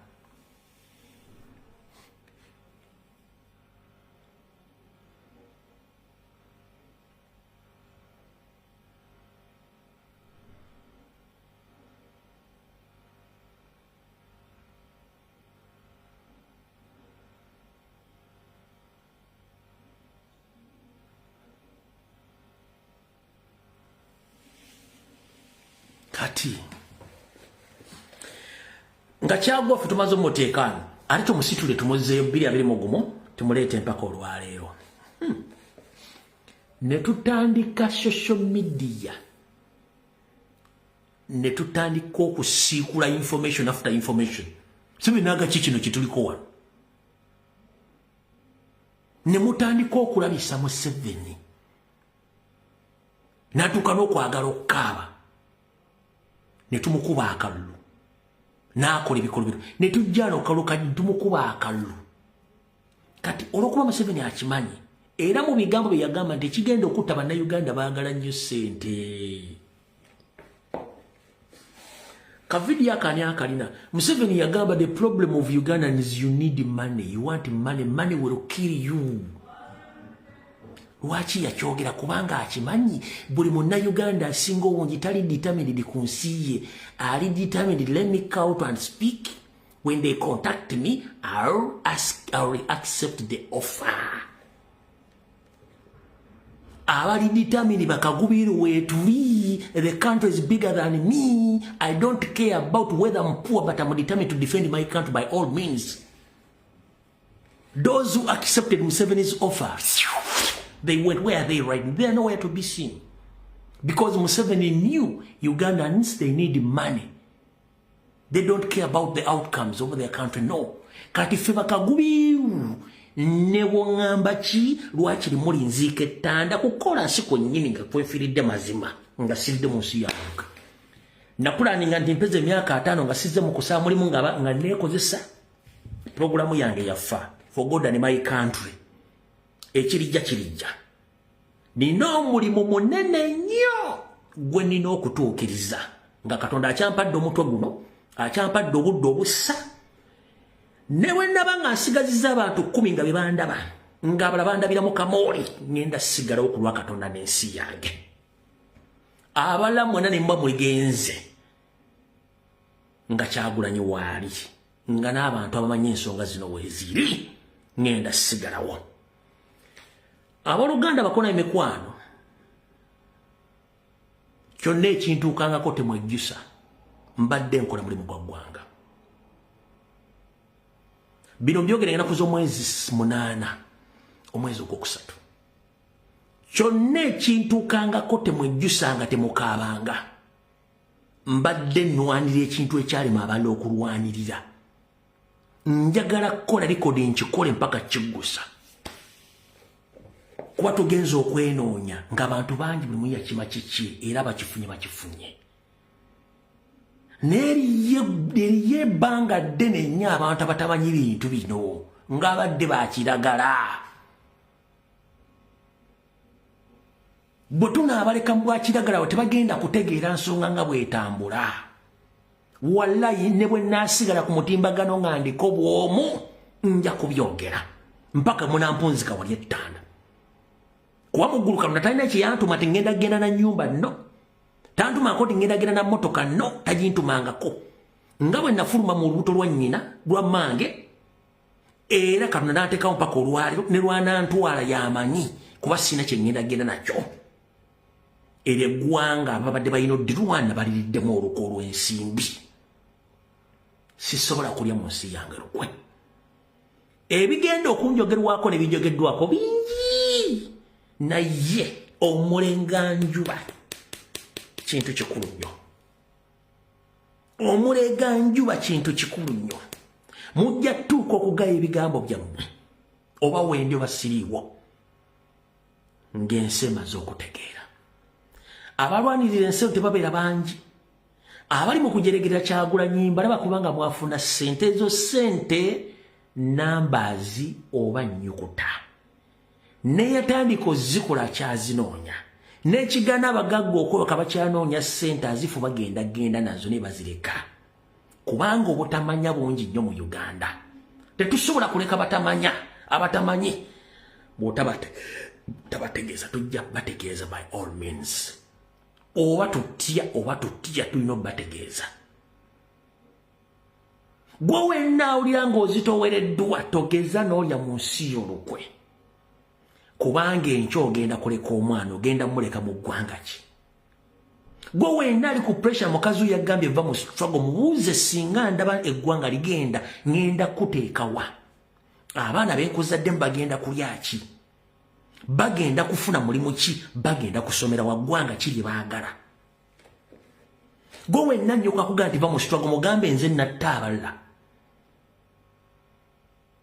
Ekyo mulina kitegeera. Lino eggwanga lyetaaga abasajja bagumu. Gwawulira nti olina akatengo olina price tag eggwanga ogenda ddirekerero litunda ogende wabula eri abagenda oddirwanirira by all means. Ssente empapula teziggwayo.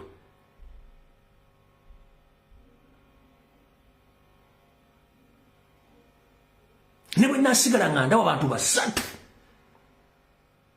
nga byenjogera ensi erina obbitegeera baggula amaaso. ngenda kisigalako.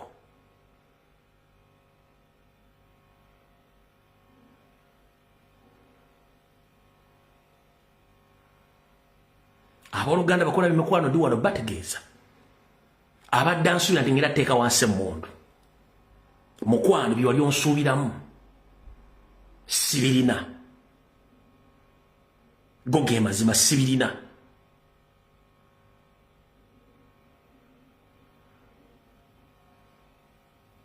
Kubanga bwe tunalekera eggwanga lina abantu abalowooza nti ssente zimala buli kimu. Eggwanga tuba tulitonze.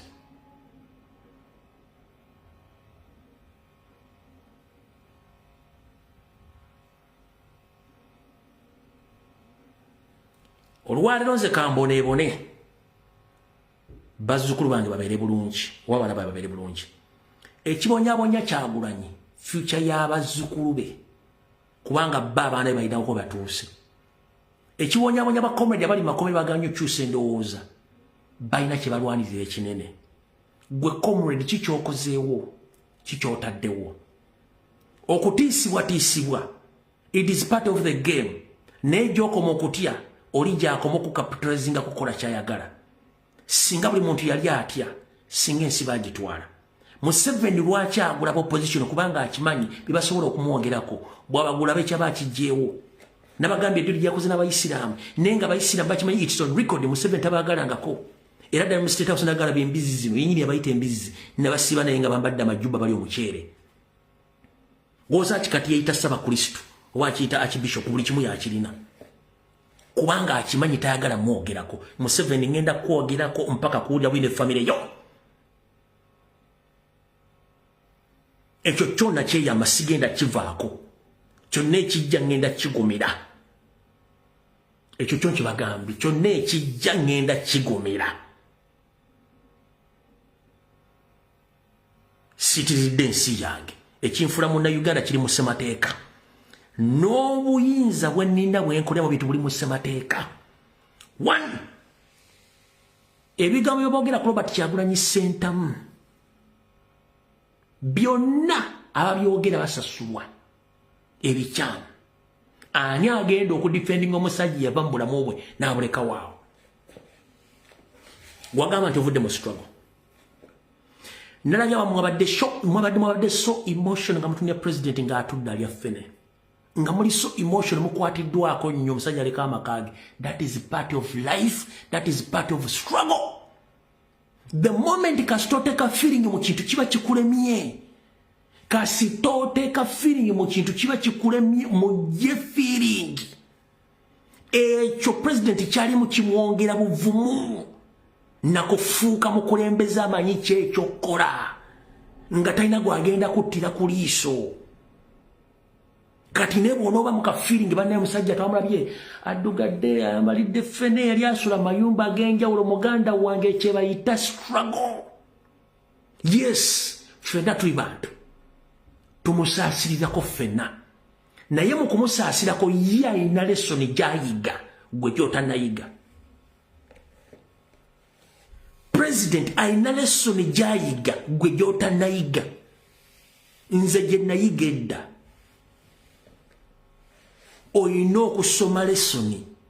Nkugambye ekigambo kipati ensi egula mirambo. Nobody cares about you. Yadduka kubanga yali akimanyi ekijja. Mwalabanga musajja kusoma obutabo teyasomanga obwe yabalaga yasomanga obuto bungi nnyo. Era nno bano. President yasomanga obuto bungi nnyo n'akasongere mustard seed yakasoma okuva ku page esooka mpaka kwesembayo. Buli kimu ng'akimanyi ne bwe bakikola n'ebigendo bya Museveni kati gw'oli awo okaaba kitegeeza tobadde mu struggle. Ani agenda okwogerera Edi Mutwe? Ani agenda okwogerera Kirewo Kivumbi? Ani agenda okwogerera Smart wa Bobby? Ani agenda okwogerera Olivia Lutaya? Ani agenda okwogerera Muwanga Kivumbi? Ani agenda okwogerera bali makomera? Ani agenda okwogerera babonaabona? Gw'olina okwogera bw'onooba osirisa ani agenda okwogera.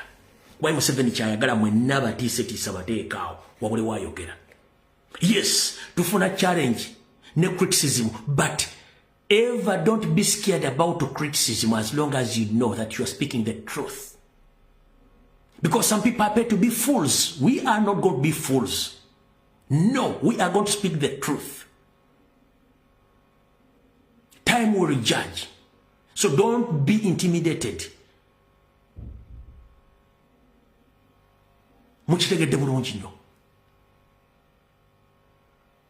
So tebayi muntu akutiisatiisa nze yabadde zajja okumunamuwadde ye n'agenda tannalowooza akuwadde ndoza afunye ne kamunguluze oyo yenze nze ojja buli wamu nkuweerawo bw'ojjanga osimayiringa ayisimayiri bw'ojjanga otugubadde nga ntugubala bw'ojjanga onyibadde nga nyenyibala yenze ate nsobola otulo n'ekutulira bwe nti nimala okusoma obwongo bwe nimala okutegeera bulungi okay no problem natambula kati muganda wange gyala kugamba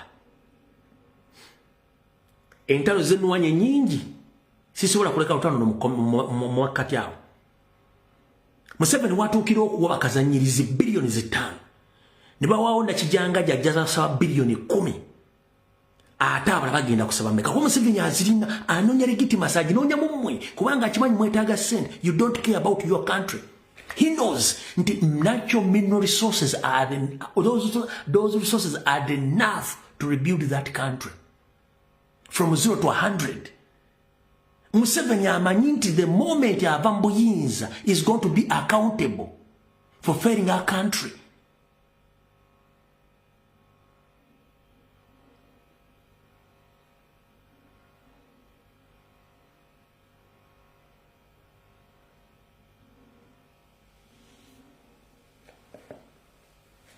So katebadde okutiisatiisa buli muntu kasula ng'omuntu obwongo bufokasinze nnyo ku nsimbi ekye bayita amaleere wemisekera nnyuma okitegeera amaleere emisekera nnyuma kuba gyo gifokasinze ku nsimbi.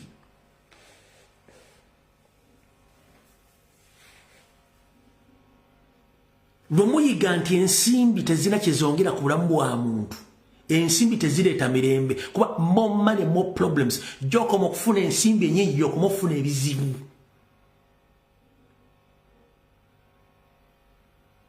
More money more problems buli lwofuna ssente nyingi n'ebizibu byeyongerako obungi n'okuba kakukendeera. Ssente olina zikozesa bukozesa kuyisa mu bulamu bwa bulijjo tezikufuula kyeneena era tezikumalaamu nti nze njagala ssente watali ssente nkola ekintu bombo clan gwo ssente zikusimanyiza ssente nsobola okukola ekintu kyonna ssente ng'ani yagenda nazo mu ggulu ani yagenda nazo mu ggulu.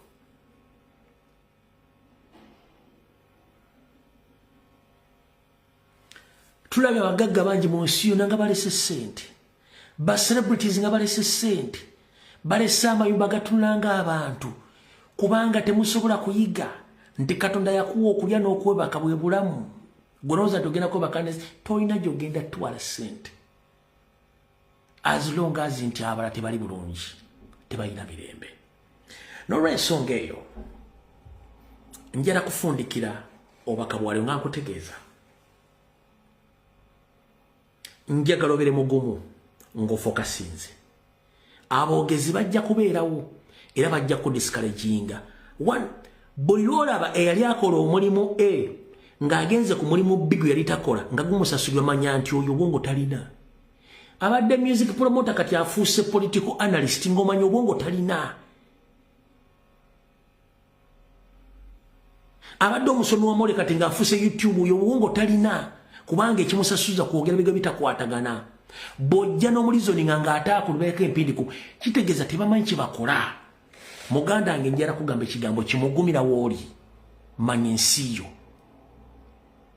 bw'otajagala teri agenda jjagala abaana bogenda balekawa ekisibye famire yo mubwavu bonna gavumenti eno naawe ekikusibye mubwavu gavumenti eno ompulidde bulungi nnyo. Uganda baali bagiteekateeka nga buli muntu alina ogiyagaliramu bw'ona ogireka bagitwala ogenda kusigala luddawa nga nfundikira.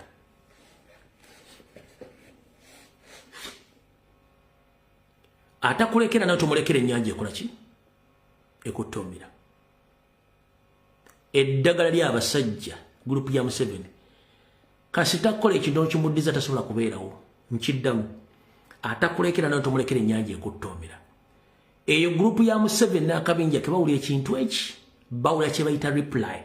When someone sends you a letter, you have all right to reply him or her, but if you don't reply, the sender gets stranded because he doesn't know whether you received that letter or not. But when you reply him or her, he gets to know that you received the letter and you replied his message. So Museveni ever kills our people, but we are quiet. He knows that we are fools, but we know it's high time Museveni to test on his own medicine. It's time Museveni to test on his own medicine. Omuntu bw'akuwandikira ebbaluwa n'agikusindikira n'otagiddamu tamanya nti ebbaluwa yatuuse. Ne bw'okwata ebbaluwa n'ogikulukunya n'ogimuddiza amanya nti ebbaluwa yatuuse. Museveni atuwandiseeko ebbaluwa z'obutemu nga tetumuddamu amanyi tuli basiru. Akabinja ke batya ekintu eki muwandikira ebbaluwa n'omuwandikira ebbaluwa tasobola kubeerawo. Ekituufu kiri nti bakimanyi bali mu nsi nkyamu. Ye added advantage tuyina. Ekituufu kiri nti bali mu nsi nkyamu. They are leading a wrong country because these are non-Ugandans. These people, they come from Rwanda. They don't have ancestral history in Uganda. They don't have ancestral background in Uganda. How dare they kill us and we keep quiet? Wachi batutaffe tusirika.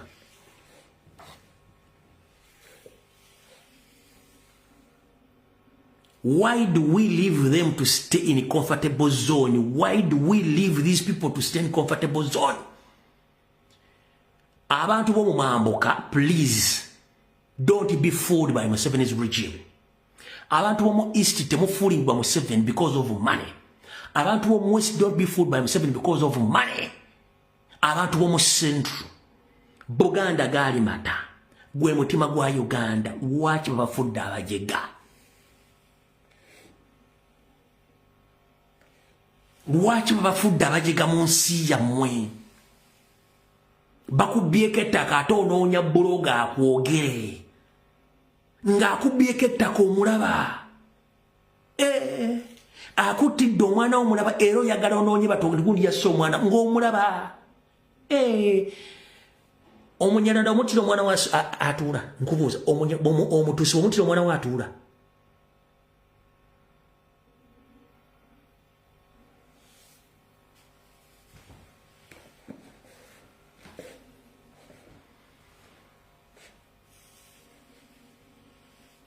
nyongera okubajjukiza abasibye Museveni mu buyinza abatambuza olugamba ku makya n'olweggulu abo yimitemi gisookerwako mulina okuba kuddagala ekifu babakole ki baloneko buno bakambusindikira bannayuganda abalina ensibuko so si kitengejja kulwa Katonda n'ensi yange mbagaliza okubeerayo kulungi Mukama bankumi natakomera mpeera mwebale kungoberera na kunjagala singa simwo singa siriwo nyongero bajjukiza nze sikyatinga abantu mu messenger omuntu yenna kubira simu ngayita mu messenger nga akozesa erinnya lyange oba ng'akubisiza messenger sinzi no sidiringa mu kintu kyonna kigaba visa kigaba air ticket kinoonya mirimu oba kibeera mu WhatsApp group bokola ekintu kyonna nno sikikola omuntu yenna ayagala okunsupportinga ennamba yange ku WhatsApp kweri ku Facebook emanyikiddwa era abadde bakikola mu balinyumu balire ddala ebisigadde sirina gwe nkwatagane mu kintu kyonna buli kyenjogera wano nkivunaanyizibwako wabula sivunaanyizibwa ku ntegera gy'okitegeeramu nvunaanyizibwa ku byenjogedde abantu bangi bambuuza lwaki tokola studio naye mbagamba nti nze ndi oganiki sajja kukola studio nti kole studio kuba nina kyengoberera ekinene nnyo no nsigala nga bwe natandika kubanga bwe natandika bwendi lwaki neekyusa ndaga abantu ekifaananyi nga nva ku kye nasookerako abantu bangi baali baagala kunkolera studio bagamba no it's not all about the beauty of the studio it's all about the message I produce or I send bameka bakola studio, where are they? They are nowhere to be seen. Nze ali organic wano kafomu egula manchi aliwo mpaka kuwulira bubi.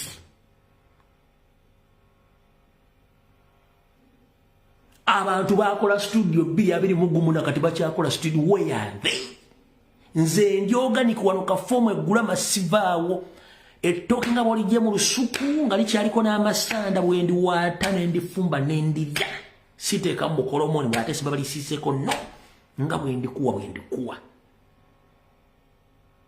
Kubanga nkimanyi wano sigenda kubeerawo olubeerera. Gano sige maka gange, wano si nsi yange n'okulwa n'ensi yange. Okitegedde bulungi, oyo yenze. Nga studio bwe nagitandika kofomu egula bwendi wano background yeeyo. Mujjukira nga ntandike zimu nesimu nakwatanga nkwate bwenti. Lwaki? Njagala nnyo ekintu kye ntandise nga kiri bwekityo on record, saagala kwekyusa. Njoli gino sekuba make-up simanyi kopagalo no yenze yoyo gosanga yoyo sikyuka. Okitegedde bulungi? Abantu bakola studio entebe ezeewuube balinga bali mu sceene yali weyadire no bisini. Kyenkola kiri organic kyekyo.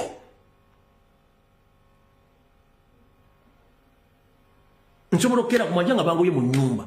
Ate ngende nga nsunga ne studio. Ntambula n'essimu yange eno wenkusanga wenga kuweera. Kubano sina nyumba ya jjajja wange, sina nyumba ya taata wange, nkyaba kusobola okunfutula. Studio yange yeno wano ku ssimu yange. So, mbala ebintu bingi njabula batasobola kubala. Nzo bulamu bwange bwetyo mbutambuza ekiriwo kimala enkoko enkyenkoko ennyindo y'enkoko kyekyenyi nze bwenti bwe ntwala obulamu bwange. Okitegedde bulungi nnyo. So n'olw'ensonga eyo Mukama bankuumire atakuumira mpeera mweraba. Mbaagala nnyo mwekuume. Vidiyo wedde.